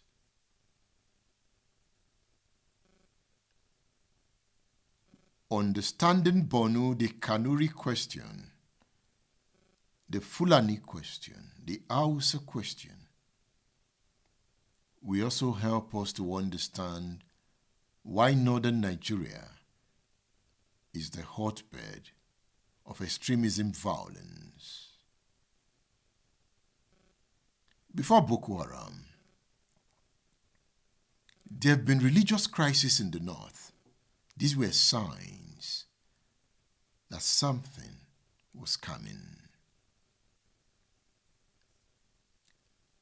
In fact, I have written about the religious violence in Zaria due to a report published by a journalist working with This Day.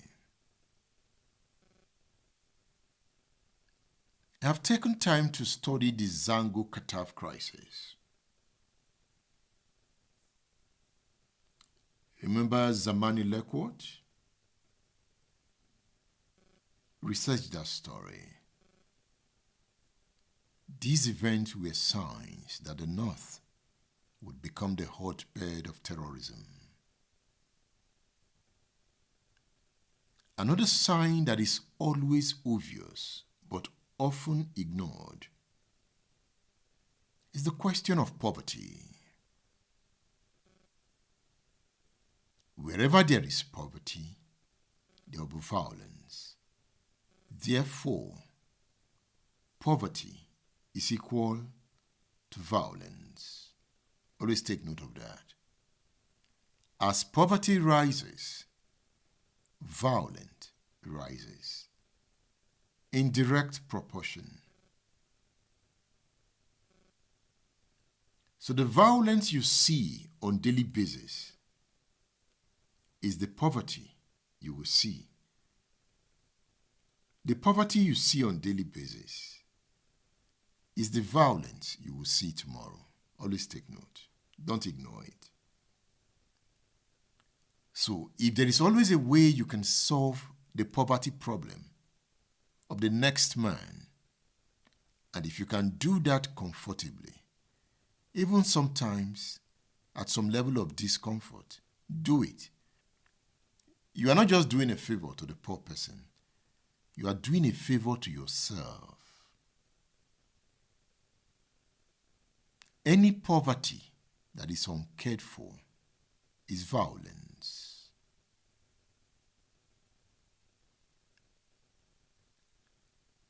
As poverty rises, violence rises.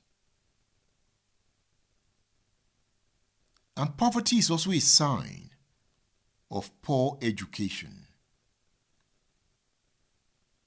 What education does is to lift the mind.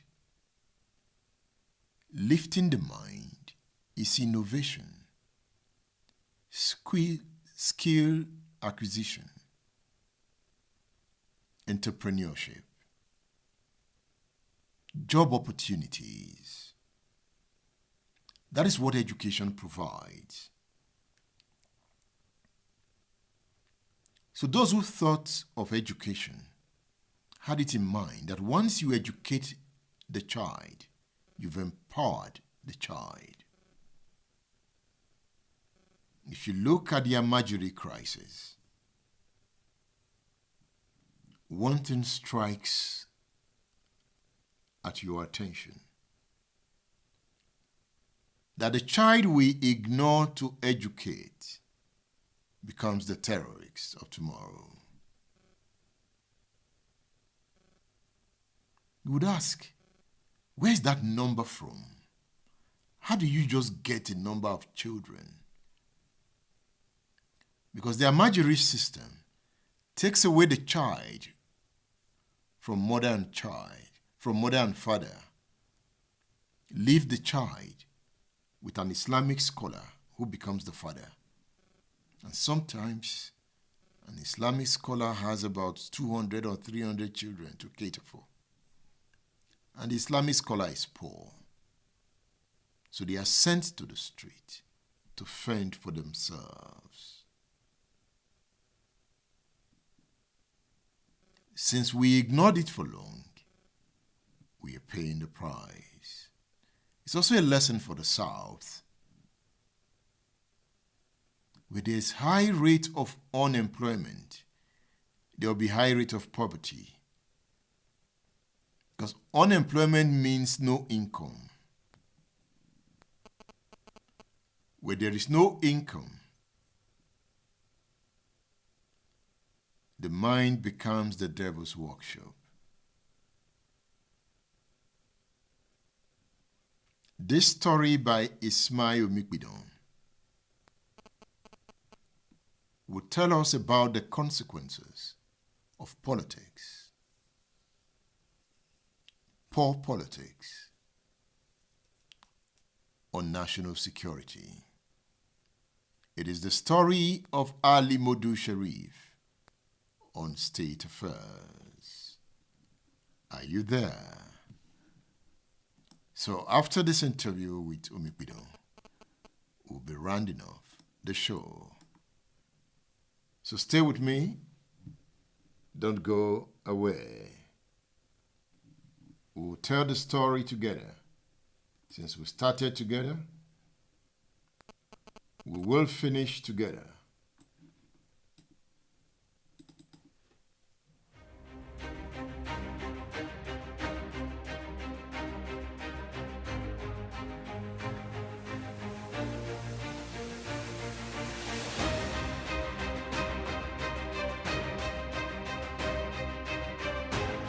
While he was running them out of time, was he sowing the seed for the emergence of Boko Haram? Well, if you look at the way he ran that government, and because of the way thugs virtually took over everywhere, because most of those who eventually became Boko Haram, from what some of the party chieftains also said, had some kind of relationship, because I remember late Jerry Husseini once granted an interview on the national TV accusing, Ali Modu Sharif of breeding, because then in Borno, if you make any statement against Ali Modu Sharif, rest assured that political talks will visit you before nightfall. He was that tough? And God help you if they meet you at home. There was a time we were to go and interview, was it Buka Buluri? We were in the house when the talks came in. They beat everybody inside. In fact, they heard one of our colleagues, heard him up and his legs, were shaking. And one of them now said, why not enjoy doing that? These people are journalists, they are just doing their own job. Let's leave them alone. And that was how they spared us. But they beat the wives of the man and beat everybody up. That was what was obtainable under Ali Modu Sharif. What did Sharif want to achieve with that? He sees himself as a very powerful, person, and you know how powerful men behaves. Is that how powerful men behave? Most of them who use power crudely, that is how they behave. So he used it nakedly. Yeah, he used it nakedly. He was brutal. He was very brutal. You could look. Just because you disagree with him, there was this woman, Ajia Kakina. Just because you disagree with him, bulldozer will visit your house the next day, and they will look for one excuse or the other to bring down the building. It wasn't as if I was told stories. I saw them happen. And that was the man you confronted with your reports? Yes, by the grace of God. And he ran you out of town? Yeah, he did. He did. He said that I should, apart from that story, he had issue with this same Ajia Kakina. And so they took her to the court. They took her to one obscure magistrate court. But somehow I got the information. And so I went to the court to report. And some of the things that came out from the cross-examination during, the proceeding were very, very unpalatable. I think I reported 2 of them, and the whole town, caught fire. And in fairness to him, he sent emissaries to me and pleaded with me in the name of God to stop reporting from the court. And I heeded the plea. Why did you heed that plea? When somebody used the name of God to beg you, he has shown you that he's not using his own power. He's not using his own might. That the God you worship. And I left him. He who fights and run away. So they went for Hajj that year. So it was while they were in Hajj, I got information that the man said that I can no longer stay in Borno State. In Borno State. And based on that information, I called my editor then, Mr. Femi Adesina. I said I wanted a transfer from the state. And he told me that he's not sure they will take me anywhere.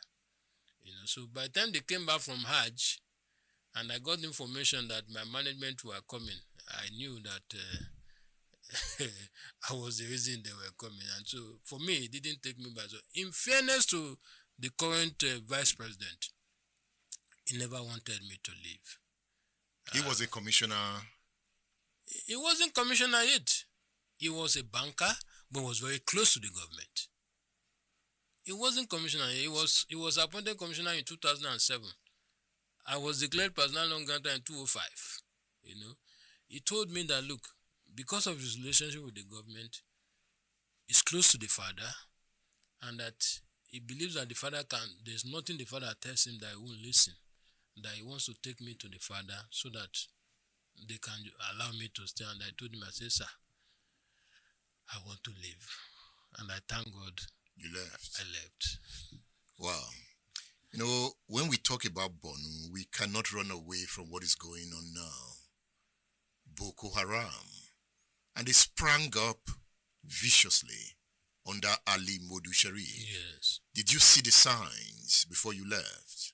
Yes, I saw the signs because,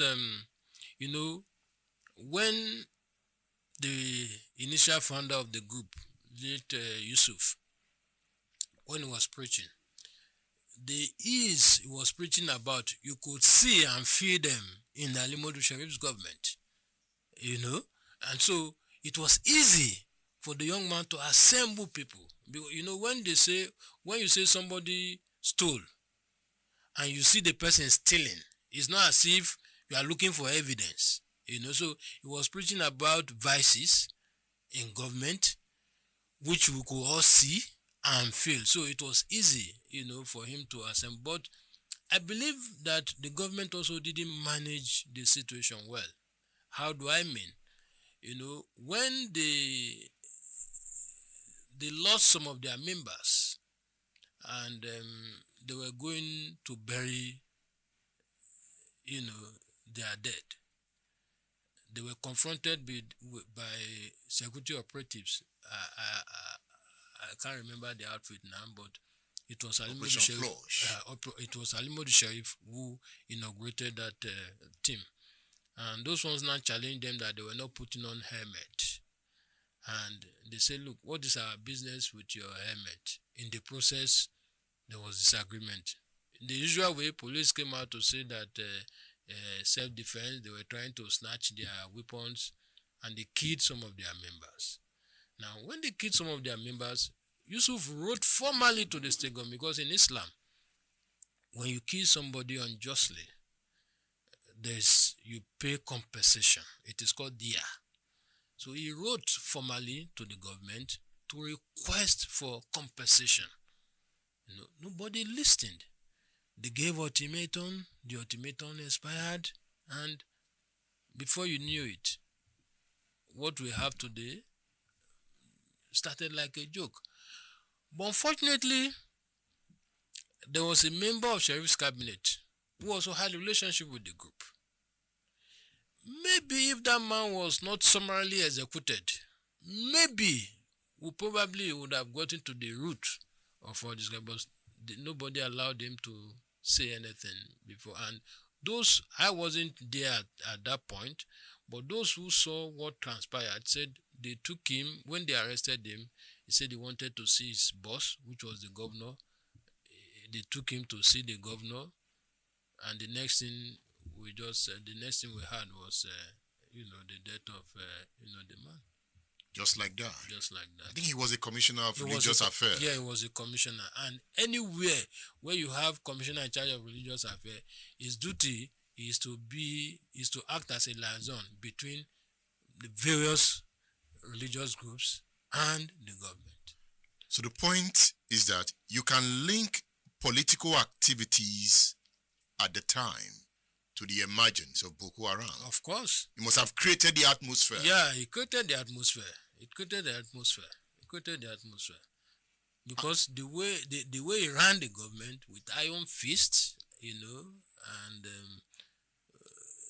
the idea of I am all in all, there's nothing anybody can do. As governor, if sheriff is sitting down, you dare not sit as a commissioner. You sit on the floor. So these are things that the people were preaching against. They saw them live. They saw them happen. So Muhammad must have started like a revolutionary. Exactly. Before becoming an extremist. Yes. Is it that we don't pay attention to messages when they come? The messages of persons like Muhammad Yusuf, because we see that violence keep expanding. We have moved from Boko Haram to bandits. And it has to do with messaging. Yeah, it's messaging. We get these messages. We get them, but most often we don't pay attention to them. Do journalists pay critical attention to such messages? We do. I recall when after Yusuf, after his demise, I don't know whether I was the first. I did a piece. They claimed they had killed Shekau. And with my contacts and everything, we realized that Shekau was alive. And we did a story, trying to call the attention of the government and security operatives. But rather than government paying attention, they were looking for me up and down. Do you like hiding? Of course, like elders say, he who fights to run away lives to fight another time. It's always good to live to tell the story. I thank God I'm alive today to tell the stories of some of the things that happened. Even though, like I told my audience, there are some facts that I deliberately withheld. Why did you withhold those facts? Yeah, because, Boko Haram is still on, and there are certain things you must be careful about. But the one I have been able to unravel is that the first Boko Haram convict that the federal government secured, the first conviction federal government secured, would have been impossible without my testimony in an open court. I made it possible, and that was the day I realized why most high-profile cases are lost by government. Because without my testimony, without that testimony, there was no way. Because I was the one who handed over the suspect to the police after he attempted bombing my office in Kaduna. The twin bomb that happened in Abuja and Kaduna in 2012. And once we did that, I thought that was all. Everybody went their own way. About a year later, I got a call from my office that the police are pleading that I should come. I say, over what? They said the matter in the court and they needed witness. At first, I didn't want to because I knew the implications. But at the end of the day, I said, look, I've been at the forefront of fighting to end this Boko Haram. And in my memo to my office, I recall stating clearly that, well, if after the incident I go with it, I would have gone down in history as somebody who also contributed his quota to ending this madness called Boko Haram. You had your fears. Of course, naturally I would. We are human beings. We know how they operate. And they have also killed some of our colleagues in the past. Are you an endangered species? I wouldn't want to refer to myself as that. State Affairs with Edmondo Bilo is live.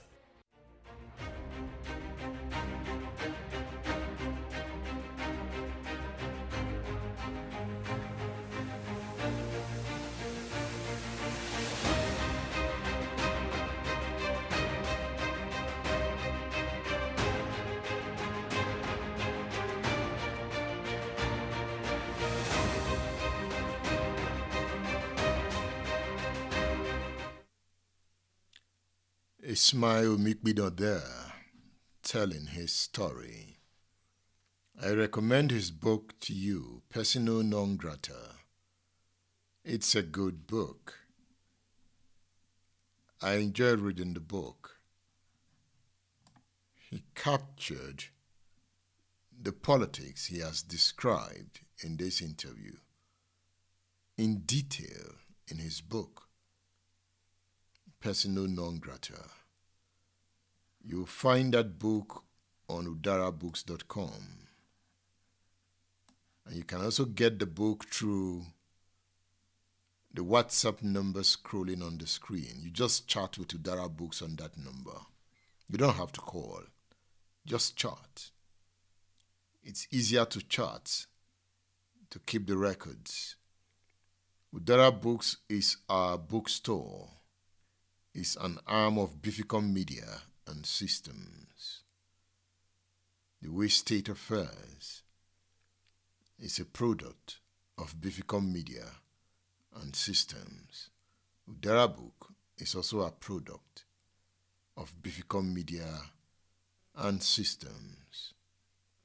So I work with Bificom Media and Systems. That is where I work. It's our company. And Bificom Media also has a research arm. We have a political desk and a history desk, working together with my team to bring you political stories. So we have looked at the tragedy of Ali Modu Sharif's legacy in Borno State. It is a story of political irresponsibility at its most devastating, a story of a handshake with the devil that produced a monster that now consumes everything in its path. The deals, the betrayals, the arrogance, all of it contributed to the blossoming of Boko Haram. The question we are left with is not whether Sharif made a deal, but what could have been done differently. Could a different approach, a different set of choices have saved Borno from the violence that has defined it for nearly 2 decades? We will never know.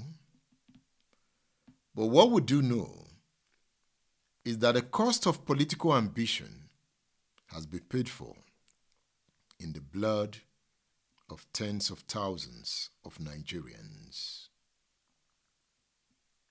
Thank you for joining us on State Affairs. Join us again on Thursday, 9 p.m. West African time. Subscribe to Edmondo Bilo's YouTube channel. Join us on our social media to engage our posts. Come with us as we continue to examine the forces that shape our world. Thank you for being there. See you on Thursday.